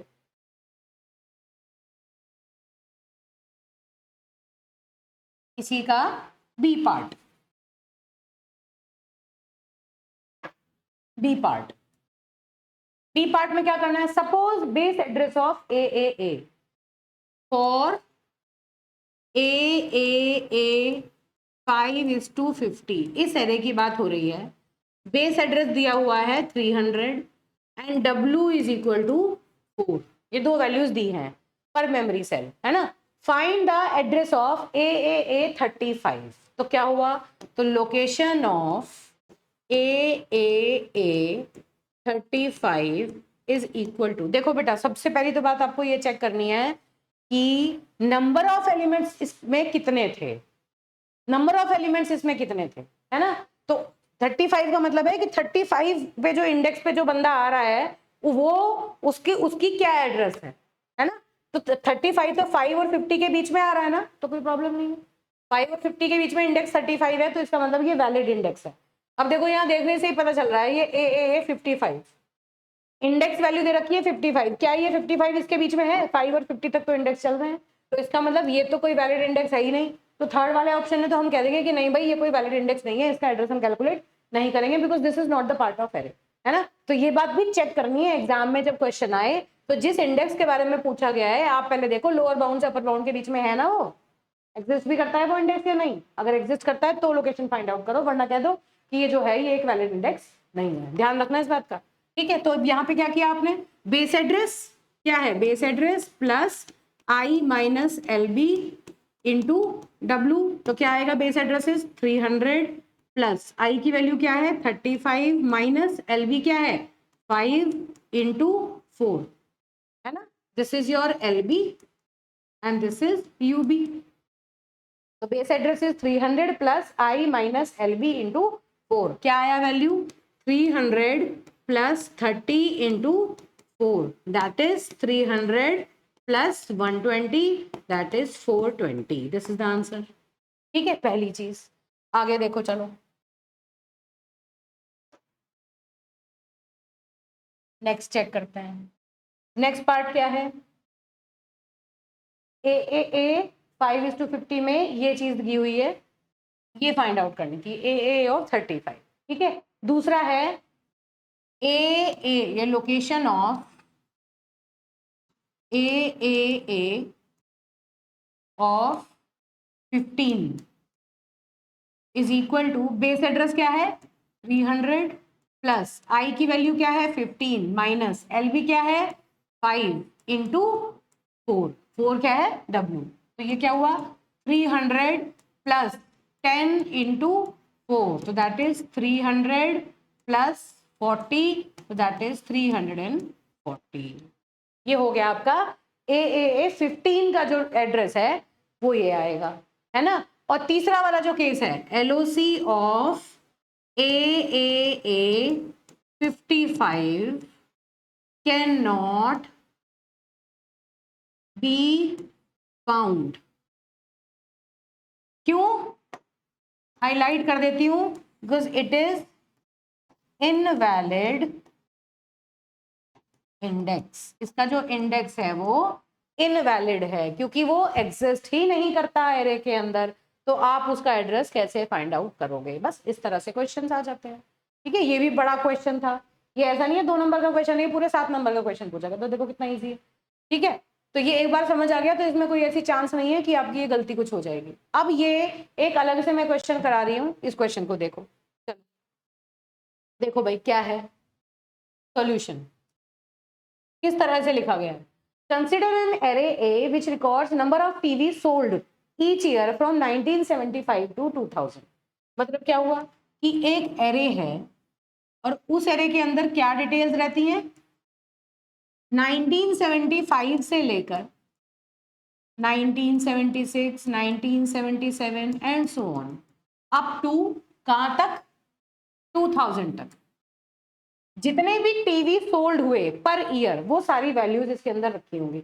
मतलब 1975 में कितने टीवी बिके, 1976 में कितने बिके, 1977 में कितने बिके, अप टू 2000, ये आपको यहाँ पर दिया हुआ है, इस तरह से दिया हुआ है ना। और पूछ बताया क्या है, बेस एड्रेस क्या है 101, तो बेस एड्रेस आपको क्या दिया हुआ है 101। W क्या दिया हुआ है आपको 4, मतलब एक जो एलिमेंट है, एक जो वैल्यू है वो 4 बाइट ले रही है। अब यहां पर क्या है, this is what, this is lower bound and this is what, this is upper bound, है ना। तो लोअर बाउंड आपको क्या गिवन है 1975 और अपर बाउंड आपको क्या गिवन है 2000, ये सब चीजें गिवन है। पूछा क्या है, find location of year 1990 data, मतलब आई की वैल्यू जो है वो है 1990, इसकी वैल्यू आपको फाइंड आउट करनी है। तो बस क्या लिखोगे, लोकेशन ऑफ ए 1990 आपको निकालनी है ना। बेस एड्रेस कितना है, चलो मैं लिखती हूँ पहले, बेस एड्रेस प्लस आई माइनस एल बी, या पूरा पहले फॉर्मूला लिख देती हूँ ताकि कंफ्यूजन ना हो। LOC of A of i is equal to base address plus I minus L B multiplied by W. अब ये आई हमारे लिए क्या है, लोकेशन ऑफ ए ऑफ 1990, इसका हमें फाइंड आउट करना है। बेस एड्रेस है हमारा 101 प्लस आई की वैल्यू है 1990, इसका हमें निकालना है, माइनस एल बी क्या है 1975, यहां से ये होना स्टार्ट हुआ, इनटू डब्ल्यू की वैल्यू है 4। बस इसे कैलकुलेट कर लो, ये क्या आया 101 प्लस दिस इज 15 इंटू 4, तो दैट इज 101 प्लस 60, तो that is 161। This is your, this is how these problems has to be addressed। ठीक है, सिंपल सिंपल प्रॉब्लम है, इनको आप सॉल्व कर लेंगे एग्जाम में आएंगे तो। अब मुझे लगता है एरे का जो डेरिवेशन है उसमें तो कोई प्रॉब्लम नहीं हुआ है, यहाँ तक तो समझ में आ गया होगा। मैं 1 मिनट पानी पीती हूँ, उसके बाद रिज्यूम करता है। चलिए ठीक है, तो अब देखते हैं अगला जो है हमारा वो है ट्रेवर्सल इन एरे। एरे में हम ट्रेवर्सल कैसे करते हैं, ट्रेवर्सल ऑपरेशन किसको कहते हैं, सबसे पहले ये समझना है। तो एरे एक लीनियर डेटा स्ट्रक्चर है ना। एरे के ट्रेवर्सल का मतलब है एक ऐसा ऑपरेशन जिसमें हम एरे के शुरू से लेके आखिरी तक हर एक एलिमेंट को 1 बाय 1 विजिट करते चले जाएं। That operation is called as traversal of array. Exactly once, हर एक एलिमेंट को एग्जैक्टली एक एक बार विजिट करके आगे बढ़ जाना, that operation is traversal operation. किसी भी डेटा स्ट्रक्चर के ऊपर हम ये ऑपरेशन कर सकते हैं। तो एरे ट्रेवर्सल का क्या मतलब है, it refers to the process of accessing each element of an array in a sequential order from beginning to end और फ्रॉम एंड टू बिगिनिंग, पीछे से आगे, आगे से पीछे एक एक एलिमेंट को विजिट करो। तो इसकी जो कन्वेंशन है पहले उसको समझो। जो भी एल्गोरिथम्स यहाँ लिखे हैं, एल्गोरिथम एग्जाम में यहाँ एल्गोरिथम भी पूछे जा सकते हैं, प्रोग्राम भी पूछे जा सकते हैं। तो आपको एल्गो का भी आइडिया लेके चलना है। और ये एल्गो मैंने क्यों लिख रखा है कि एल्गो की फॉर्म आपको आनी चाहिए, किस तरह से एल्गो बनाने हैं, ठीक है। तो ट्रेवर्सल का यहाँ पर एक एल्गो मैंने लिखा हुआ है, एरे ट्रेवर्सल का। अब ट्रेवर्सल का मतलब क्या होता है, शुरू से लेके आखिरी तक एरे के जो एलिमेंट है उनको 1 बाय 1 विजिट करो और हर एक एलिमेंट पर आपको कोई जो भी ऑपरेशन परफॉर्म करना है आप उस पर ऑपरेशन परफॉर्म कर सकते हो। तो क्या मतलब है, प्रोसेस क्या है, applying an operation to each element of array, वहां पर ट्रेवर्सल यूज होगा ना। आपको लीनियर एरे है मान लो कोई, उसमें जितने भी एलिमेंट्स हैं उन सब में 2 ऐड करना है। आप क्या करोगे, हर एक एलिमेंट पे जाओगे +2 कर दोगे, अगले पे जाओगे +2 कर दोगे, अगले पे जाओगे +2 कर दोगे, हर एलिमेंट पर जाके आपको उसकी वैल्यू में +2 ऐड कर देना है। इस ऑपरेशन को क्या कहते हैं, ट्रेवर्सल ऑपरेशन। ठीक, क्या करते हैं देखिए, मान लीजिए ये मेरा एरे है, ये मेरा एरे है जो कि LB से शुरू हो रहा है, LB +1 and so on up to UB, upper bound तक चल रहा है ना। अब जब तक आई की वैल्यू, आई को इनिशियलाइज क्या करोगे, LB से, आई को LB से इनिशियलाइज करो और जब तक आई की वैल्यू UB या UB से कम हो तब तक LA ऑफ आई पर, चलो इसे थोड़ा सा बड़ा लिखते हैं, ये लो, ये एरे है, ठीक। This is LA, this is LB, LB, this is LB +1 this is LB plus 2 and so on up to UB, upper bound, है ना। इस एरे का नाम क्या है? LA, लीनियर एरे, ठीक है। और किसी भी इंडेक्स को हम ith इंडेक्स की तरह चेक करते हैं। तो अगर मुझे इसे ट्रैवर्स करना है तो मैंने क्या करना है? I is equal to LB, LB से लेकर, देखो हम क्या कह रहे हैं, set I is equal to LB, LB से शुरू करेंगे और कहां तक चलेंगे? UB तक। तो लूप लगा दिया, I less than equal to UB तक चलेंगे और इसके बीच में जितने भी एलिमेंट्स होंगे उन पर, मतलब वो कैसे मिलेंगे? LA of I। ये क्या है? LA of I। अगर यहाँ I की बात हो रही है तो I is equal to LB से शुरू हुआ, this is I is equal to LB, तो LA ऑफ I की वैल्यू क्या है? ये है ना। तो LA ऑफ I जो एलिमेंट मिला, उस एलिमेंट पर एक एक करके उसको विजिट करेंगे, जो भी ऑपरेशन हमें करना होगा उसके ऊपर ऑपरेशन परफॉर्म करेंगे, उसके बाद I+1 कर देंगे। I+1 करेंगे तो अगला I यहाँ आ जाएगा, फिर +1 करेंगे तो अगला I यहाँ आ जाएगा। इस तरह हर एक एलिमेंट को हम एक्सेस करते चलेंगे और उस पर एक पर्टिकुलर ऑपरेशन को अप्लाई कर देंगे। और ये काम हम कब तक करेंगे? जब तक हम अपर बाउंड पे पहुंच जाएंगे। अपर बाउंड के लिए भी यही काम करेंगे और उसके बाद लूप एग्जिट हो जाएगा। बस this operation is called as traversal of operation, traversal operation on array. और ये इसका बेसिक सा एल्गोरिथम है। बेसिकली एल्गोरिथम क्या है? अगर मैं 0 से शुरू करूं तो ये क्या है? I इज इक्वल टू 0, जो हम C में पढ़ते थे, while I less than equal to, अगर मैं n, ये मान लो 0 से लेके 5 तक का इंडेक्स चल रहा है 5, और उसके बाद I इज इक्वल टू, जो भी आपको ऑपरेशन करना है वो ऑपरेशन करो या प्रिंट करो, और उसके बाद I++। ये लूप ही तो है जो इस तरह लिखा हुआ है, बस ये ट्रैवर्सल जो है ये कर रहे हो, ठीक है। अगर मैं LB को मान लूं 0 और UB को मान लूं 5, तो देखो यही तो है ये, ठीक है बेटा। इस ऑपरेशन को हम ट्रैवर्सल ऑपरेशन बोलते हैं। चलिए, अब इस ट्रैवर्स ऑपरेशन को करने के लिए अगर कभी आपसे एग्जाम में कहे कि आप फंक्शन लिखिए जो फंक्शन एरे को ट्रैवर्स कर रहा है, तो मेरा यहाँ पर जो मेन ऑब्जेक्टिव है वो ये है कि आपको ऑपरेशन तो समझ में आना ही चाहिए, साथ में आपको फंक्शन लिखने भी आने चाहिए। मैं फिर वही चीज रिपीट करूंगी, पीपीएस में जब आपने पढ़े थे तो आपने वहां पे फंक्शन लिखने पढ़े होंगे। सी प्रोग्रामिंग जब आप पढ़ते हैं तो आपने ये पढ़ा होगा कि यूजर डिफाइंड फंक्शन किस तरह लिखे जाते हैं और उन फंक्शंस में एरे को कैसे पास करते हैं, ठीक है। तो मैंने इसीलिए यहाँ पर फंक्शन की फॉर्म में ये प्रोग्राम बनाया है, क्योंकि यहाँ पर डेटा स्ट्रक्चर में जरूरी नहीं है कि पूरा प्रोग्राम एग्जाम में पूछा जाए। यहाँ एक कहा जाएगा कि आप सी फंक्शन लिखिए, तो आपको फंक्शन लिखना होगा, ठीक है। इसलिए यहाँ पर ये चीज मैंने बताई है। अब जरा ध्यान से समझो किस तरह से लिखा है। देखो, हैश इंक्लूड stdiu.h, और यहाँ हमने क्या किया, एक मैक्स नाम का मैक्रो बना लिया है, जानबूझ के बनाया है मैंने ताकि कहीं लिखा मिले तो कंफ्यूज ना हो तुम लोग। हैश डिफाइन मैक्स 100, ये मैक्स क्या है? एक मैक्रो है। मैक्स इज अ मैक्रो जिसकी वैल्यू क्या है? 100। याद करो, प्री प्रोसेसर मैक्रो क्या होते थे?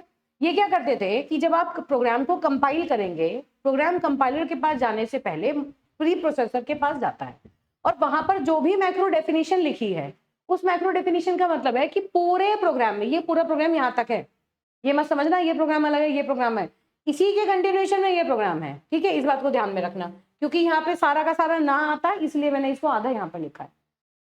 अब मैक्स 100 का मतलब क्या है कि इस पूरे प्रोग्राम में कंपाइलर के पास जाने से पहले ये जो मैक्स की वैल्यू होगी उस वैल्यू को 100 से रिप्लेस कर दिया जाएगा। जहां जहां मैक्स लिखा होगा वहां वहां 100 से उसे हम रिप्लेस कर देंगे। तो क्या है, यहाँ मैक्स लिखा है तो कंपाइलर को यहाँ पर 100 नजर आएगा, उसको मैक्स नजर नहीं आएगा। क्यों? क्योंकि कंपाइलर को अगर यहाँ मैक्स मिलेगा तो कंपाइलर कहेगा ये मुझे तो पता ही नहीं चला मुझे कितने एलिमेंट को मेमोरी एलोकेट करनी है ना। तो कंपाइलर के पास जाने से पहले यहाँ ऑटोमेटिकली 100 आ जाएगा। तो वो 4 बाइट अगर एक एरे का एलिमेंट ले रहा है तो 400 बाइट एलोकेट करके पहले से रख देगा, ठीक।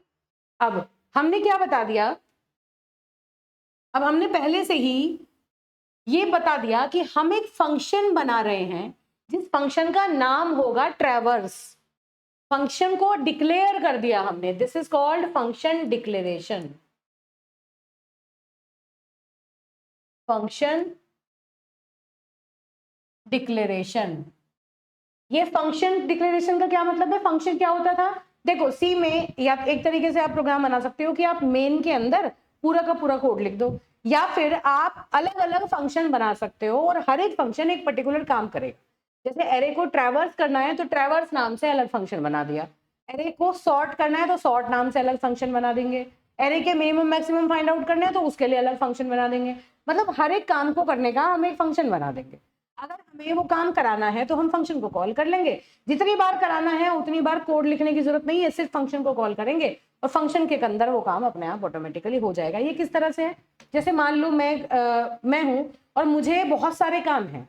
जैसे मैं कहूँ कि मुझे एक बंदा चाहिए जो मैं उसे 2 नंबर बताऊं और वो बड़े बड़े 2 नंबर हो, उनको फटाफट जोड़ के उनका आंसर मुझे बता दे, है ना। तो मैंने एडिशन नाम का एक फंक्शन बना रखा है अपने पास। फंक्शन मतलब एक बंदा बिठा रखा है जो फटाफट मुझे रिजल्ट देगा, है ना। या मुझे और दूसरा कोई काम करना है, उसके लिए मैंने एक अलग बंदे को डेजिग्नेट कर दिया। तो ये क्या है, मैं हूँ मेन प्रोग्राम और मैंने अलग अलग मॉड्यूल या अलग अलग फंक्शन बना रखे हैं जो एक पर्टिकुलर काम करते हैं। अगर मुझे वो काम कराना है तो I will call them, give them work and they will give me the result. बहुत सीधी बात है, ठीक है। तो वो सब क्या है, फंक्शन है। मैंने एक काम, सारा काम खुद करने के बजाय अपने काम को फंक्शन के बीच में डिवाइड कर दिया। जब भी मुझे वो काम करने की जरूरत होगी ना, मैं अपने वो प्रोग्राम नहीं, वो मतलब वो चीज मैं एग्जीक्यूट नहीं करूंगी, मैं कैलकुलेट नहीं करूंगी, फंक्शन कैलकुलेट करके मुझे दे देगा। इतनी बात समझनी है। तो अब सी में जितनी भी चीजें पहले से बनी हुई हैं वो तो सब कंपाइलर को पता है, लेकिन अगर यूजर अपने रिक्वायरमेंट के हिसाब से कोई फंक्शन बना रहा है या कोई चीज बना रहा है तो वो तो कंपाइलर को नहीं पता। कंपाइलर क्या करेगा, एरर प्रोड्यूस कर देगा। तो इसलिए आपको यूज करने से पहले, किसी भी फंक्शन को यूज करने से पहले आपको डिक्लेयर करना पड़ेगा फंक्शन को, कंपाइलर को ये बताने के लिए कि इस नाम का एक फंक्शन मैं बना रहा हूं, मैं अपने प्रोग्राम में इसको यूज करूंगा। क्योंकि पहले से बना हुआ नहीं है तो कंपाइलर को उसके बारे में जानकारी नहीं होगी। तो यहां पर हम क्या कर रहे हैं, फंक्शन को डिक्लेयर कर रहे हैं। अब फंक्शन की डिक्लेरेशन में क्या क्या चीजें हैं, फंक्शन का रिटर्न टाइप, वो किस टाइप की वैल्यू को रिटर्न करेगा, फंक्शन का नाम, ट्रैवर्स नाम का फंक्शन है, और वो फंक्शन जो है वो क्या वैल्यू एज पैरामीटर एक्सेप्ट करेगा। मतलब जब हम फंक्शन को कॉल करेंगे तो हम उस फंक्शन को क्या वैल्यू देंगे, है ना। तो फंक्शन का आर्ग्यूमेंट क्या दिया हमने, एरे। तो मतलब एक एरे जो होगा उस एरे को इस फंक्शन के अंदर हम पास कर देंगे और ये फंक्शन उस एरे को ट्रैवर्स करेगा, ठीक है। तो ये बातें हमने यहाँ पर पहले से बता दी। और एरे पास करेंगे तो हमने इसको डिक्लेयर कैसे किया, इंट ARR एरे का नाम है और उसके बाद हमने स्क्वायर ब्रैकेट्स लगा दिए। इसके अंदर हमें और कुछ लगाने की जरूरत नहीं है, बस इससे कंपाइलर को पता चल जाएगा कि इसके अंदर हम एक एरे पास करेंगे, ठीक है। अब हमने यहाँ पर एरे को डिक्लेयर कर दिया। मैक्स की जो भी वैल्यू थी कंपाइलर के पास जाने से पहले वो वैल्यू यहाँ से रिप्लेस हो जाएगी, उसको 100 दिखेगा। अब हमने नंबर ऑफ एलिमेंट पूछे, n नंबर ऑफ एलिमेंट उसने हमें एरे के बता दिए। नंबर ऑफ एलिमेंट इनपुट हो गए, इनपुट करके हमने बता दिया एरे में इतने नंबर ऑफ एलिमेंट्स हैं, है ना। तो 0 से लेके n-1 तक का लूप चला दिया, एरे के सारे एलिमेंट्स को हमने इनपुट करा लिया। यहाँ तक तो कुछ प्रॉब्लम ही नहीं है। एरे को डिक्लेयर किया, बताया कि बताओ कितने नंबर ऑफ एलिमेंट्स आपको लेने हैं, उतने एरे के एलिमेंट आपने यहाँ पर 0 से n-1 तक का लूप चला के आपने सारे एलिमेंट इनपुट करा लिए। अब आपने क्या किया, ट्रैवर्स फंक्शन को सीधा कॉल कर दिया। ट्रैवर्स फंक्शन को कॉल किया और उसको क्या दे दिया, एरे दे दिया, एरे का नाम मेंशन किया। अब जरा ध्यान से समझो, जब भी हम एरे की बात करते हैं ना, ये मान लो एक एरे, मान लो n की वैल्यू जो है वो 5 है, मान या चलो और छोटी ले लेते हैं, मान लो n की वैल्यू 3 है। तो 1 2 3 0 1 2 ये एरे हुआ और ये एरे का नाम है ARR, ठीक है। अब हमेशा ध्यान रखना है, एरे का जो नाम होता है ना वो उसका बेस एड्रेस होता है, हमेशा याद रखना। एरे का जो नाम है वो उसका बेस एड्रेस होता है। अगर तुमने लिखा इसे, अगर तुमने लिखा ARR ऑफ 0 तो इसका मतलब है फर्स्ट एलिमेंट। अगर तुमने लिखा ARR ऑफ 1 तो मतलब ये वाला एलिमेंट, ARR ऑफ 2 तो मतलब ये वाला एलिमेंट, और खाली ARR लिखोगे तो इसका मतलब इसका बेस एड्रेस। मान लो 100 है, 100 से ये एलोकेट होना शुरू हुआ, तो एरे का नाम जो होगा ना वो एरे का बेस एड्रेस होल्ड करता है। याद रखना, इस बात को फर्स्ट ईयर में भी मैंने बताया था जब मैंने पॉइंटर्स पढ़ाने स्टार्ट किए थे आपको, ठीक बात है। तो चलो इसको एक अलग स्लाइड पे थोड़ा सा आइडिया देती हूँ, इसको याद रखना। देखो अब जरा ध्यान से समझना, 0 1 2 बस 3 एलिमेंट का मैंने एरे लिया, ठीक है। मान लो यहाँ 5 3 4 ये वैल्यूज यहाँ पड़ी हुई हैं, इसका बेस एड्रेस है 100, 4 बाइट ले रहा है, 104 ये हो गया 108, और एरे का नाम है ARR, ठीक बात है। इस एलिमेंट को हम क्या कह रहे हैं, this element is A0, this element is A1 and this element is A2। इस तरह से एरे यूज होता है, ये बात भी हमें पता है ना बेटा। अब जरा एक बात ध्यान से सुनना, एरे का जो नाम होता, अगर मैं लिखूं ARR ऑफ 0 तो इसका मतलब है 5, इसमें तो कोई प्रॉब्लम नहीं है, ये तो मुझे पता है। लेकिन अगर मैं सिर्फ ARR लिखूं तो ARR का मतलब है बेस एड्रेस ऑफ एरे। मतलब एरे का जो नाम है वो एरे का बेस एड्रेस स्टोर करता है। मेरी बात को, मेरे वर्ड्स को फॉलो करना है आपको। एरे का जो नाम है, अगर मैं कहूं कि मैंने एरे, सिर्फ एरे का नाम बताया, तो that means we are telling the base address of array. इस बात को क्या हम ऐसे कह सकते हैं कि एरे का जो नाम है वो एरे के बेस एड्रेस को होल्ड करता है। इस बात को ये कह सकते हैं कि name of the array holds base address of the array. इस बात को कह सकते हैं। और ऐसी कौन सी चीज होती है जो एड्रेस को होल्ड करती है? पॉइंटर। इसका मतलब एरे का जो नाम है वो एक पॉइंटर है, क्योंकि वो एरे के बेस एड्रेस को होल्ड करता है। इसका मतलब name of the array is a pointer. बताओ ये बात सही है या नहीं? तो ARR is a pointer, that means it is a base address of array, it is ARR is a pointer. या और इलैबोरेटेड कह सकते हैं अ कांस्टेंट पॉइंटर। एरे का जो नाम होता है वो एक कांस्टेंट पॉइंटर होता है। कांस्टेंट पॉइंटर का मतलब क्या है कि आप क्या, कांस्टेंट पॉइंटर कौन से होते हैं? जिनकी वैल्यू को आप मॉडिफाई नहीं कर सकते। मतलब ARR के अंदर अगर मैं कहूं ARR में क्या स्टोर्ड है, तो ARR में 100 स्टोर्ड है, एरे का बेस एड्रेस स्टोर्ड है। क्या आप एरे के बेस एड्रेस को चेंज कर सकते हो? नहीं, क्योंकि एरे को स्टैटिक मैपिंग मिलती है। जब कंपाइलर कंपाइल करता है कोड को, उस टाइम पर एरे को वो मेमोरी से बाइंड कर देता है। आप उसके एड्रेस को मॉडिफाई नहीं कर सकते जब तक आपके मेमोरी में वो एक बार एलोकेटेड है। फिक्स हो जाती है वो मेमोरी, उसको आप चेंज नहीं कर सकते, ना कम कर सकते, ना ज्यादा कर सकते, ना उसको शिफ्ट कर सकते कहीं और। तो इसका मतलब एरे का बेस एड्रेस मॉडिफाई नहीं हो सकता। और जो पॉइंटर की वैल्यू कभी मॉडिफाई नहीं हो सकती वो कैसा पॉइंटर है? Constant pointer. तो याद रखना, name of the array gives base address of the array, that means name of the array is a pointer, that to it can not be modified, that is why it is a constant pointer. ठीक है, इतनी बात समझ आ गई। लेकिन किसी भी pointer में हम +1 +2 +3 कर सकते हैं ना? अब जरा ध्यान से देखो, अब समझना एक चीज को। अगर मैं कह रही हूं कि ARR की वैल्यू को अगर मैं देखूं तो ARR ने मुझे क्या दिया? 100। ARR की वैल्यू क्या है? 100। अगर मैं ARR को देखूं तो इसके मतलब मुझे क्या वैल्यू मिली? 100। तो अगर ये एक पॉइंटर है, तो अगर मैं लिखूं वैल्यू एट ARR, तो ये मुझे क्या देगा? ये मुझे देगा 5। वैल्यू एट ऑपरेशन क्या करता है? Value eight address stored in ARR, है ना, that is 5। Value eight address stored in ARR is 5। ठीक बात है। अब ध्यान से देखना, अब इसी को मैंने कहा value at ARR +0 is equal to 5। एक ही तो बात है, मैंने बस +0 ही तो किया है। इसको हम ऐसे भी लिख सकते हैं, कोई प्रॉब्लम नहीं है ना। और ये 5 क्या है? This 5 is ARR of 0। भाई ये तो पता ही है हमें 5 क्या है, ये ARR ऑफ 0। ये 5 क्या है? ARR of 0। तो इसका मतलब ARR ऑफ 0 को हम ऐसे भी लिख सकते हैं, वैल्यू एट ARR +0। इसका मतलब value at ARR +1 is equal to ARR 1। Value at ARR +2 is equal to ARR 2 and so on. इस तरह से हम इस एरे को रिप्रेजेंट कर सकते हैं। ध्यान रखनी है ये बात। तो अब मुझे एक बात बताओ, अगर मुझे ये पूरा एरे किसी फंक्शन में पास करना है तो मुझे क्या क्या चीजों को बताने की जरूरत पड़ेगी? मुझे एरे का बेस एड्रेस बता दूं, मैं कहां से एरे शुरू हो रहा है और एरे में कितने एलिमेंट्स हैं, ये बात अगर मैं पास कर दूं तो हमें पता है हम किसी भी फंक्शन में एरे को पूरा पास कर सकते हैं, है ना। तो बस इस चीज को अब यहां पर एक एक करके ऑब्जर्व करो।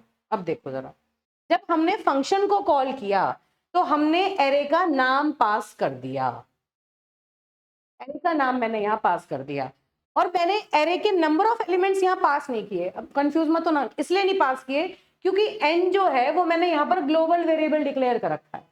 कोई भी वेरिएबल जब ग्लोबल होता है तो पूरे प्रोग्राम में हर एक फंक्शन में उसकी वैल्यू विजिबल होती है। तो जो भी वैल्यू n की यहाँ आई वो वैल्यू यहाँ पर भी n की अवेलेबल होगी। अगर n एक लोकल वेरिएबल होता, अगर हम n को मेन के अंदर डिक्लेयर करते तो यहाँ हमें n कॉमा लगा के पास करना पड़ता एरे के साथ। क्यों? क्योंकि n सिर्फ इसी फंक्शन के अंदर विजिबल रहता, यहाँ विजिबल नहीं होता। याद रखनी है ये बात, मैंने n को ग्लोबली डिक्लेयर किया है किसी भी फंक्शन की डेफिनेशन के पहले। तो इसलिए इस पूरे प्रोग्राम में जितने भी फंक्शन लिखे जाएंगे उन सब में n की वैल्यू एग्जिस्ट करेगी। अगर ये n हम यहाँ की बजाय यहाँ लिखा होता, यहाँ डिक्लेयर किया होता इंट n, तो उस केस में हमें यहाँ पर n पास करना पड़ता। कैसे? एरे के साथ n वैल्यू यहाँ पे हमें पास करनी पड़ती और यहाँ एरे के साथ यहाँ पर एक इंट n लेना पड़ता, उसके बाद आप ये काम करते हैं। तो यहाँ बेसिकली क्या हो रहा है, एरे का बेस एड्रेस पास हो रहा है, वो बेस एड्रेस यहाँ जाके कॉपी हो जाता है। उसे आप कैसे लिख सकते हो? ऐसे लिख सकते हो, ये इंट ARR, ये बेसिकली क्या है, ये एरे का पॉइंटर है एक, इस तरह से भी आप उसे रिप्रेजेंट कर सकते हो। तो मुझे लगता है ये बात तो समझ आ गई होगी। मैंने ये n क्यों पास नहीं किया, क्योंकि n यहाँ ग्लोबल है और ग्लोबल वैल्यू वहां पर ऑलरेडी अवेलेबल है और हमें पता है n में हम स्टोर करा ही रहे हैं, तो वो n तक उसका लूप हम यहाँ से चला देंगे। ठीक है बेटा, तो ये क्या हुआ, एरे का हमने बेस एड्रेस पास कर दिया, तो यहाँ पे एक ये मान लो पूरा का पूरा एरे उठ के यहाँ पे आपका आ गया और आप एरे के एक एक एलिमेंट को आपने यहाँ पर प्रिंट करा दिया। This is called traversal operation. इस तरह से आप फंक्शन को लिखेंगे।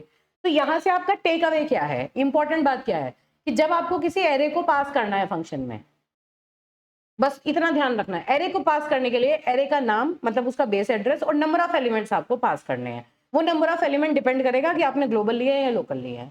ठीक है, तो इसलिए कंफ्यूज मत होना। अगर कहीं पे हमने लोकल लिया है तो हम फंक्शन में उसे पास करेंगे वेरिएबल को, ग्लोबल लिया है तो पास करने की जरूरत नहीं है। वैसे अच्छी प्रैक्टिस ये है कि लोकल फंक्शन के अंदर ले लो और आप उसकी लेंथ पास कर दो, उसमें भी कोई प्रॉब्लम नहीं है, ताकि पता चल जाए कि एरे में इस एड्रेस से शुरू करना है और कितने नंबर ऑफ एलिमेंट्स हैं, बस उसके हिसाब से आप किसी भी एड्रेस पर जा सकते हो।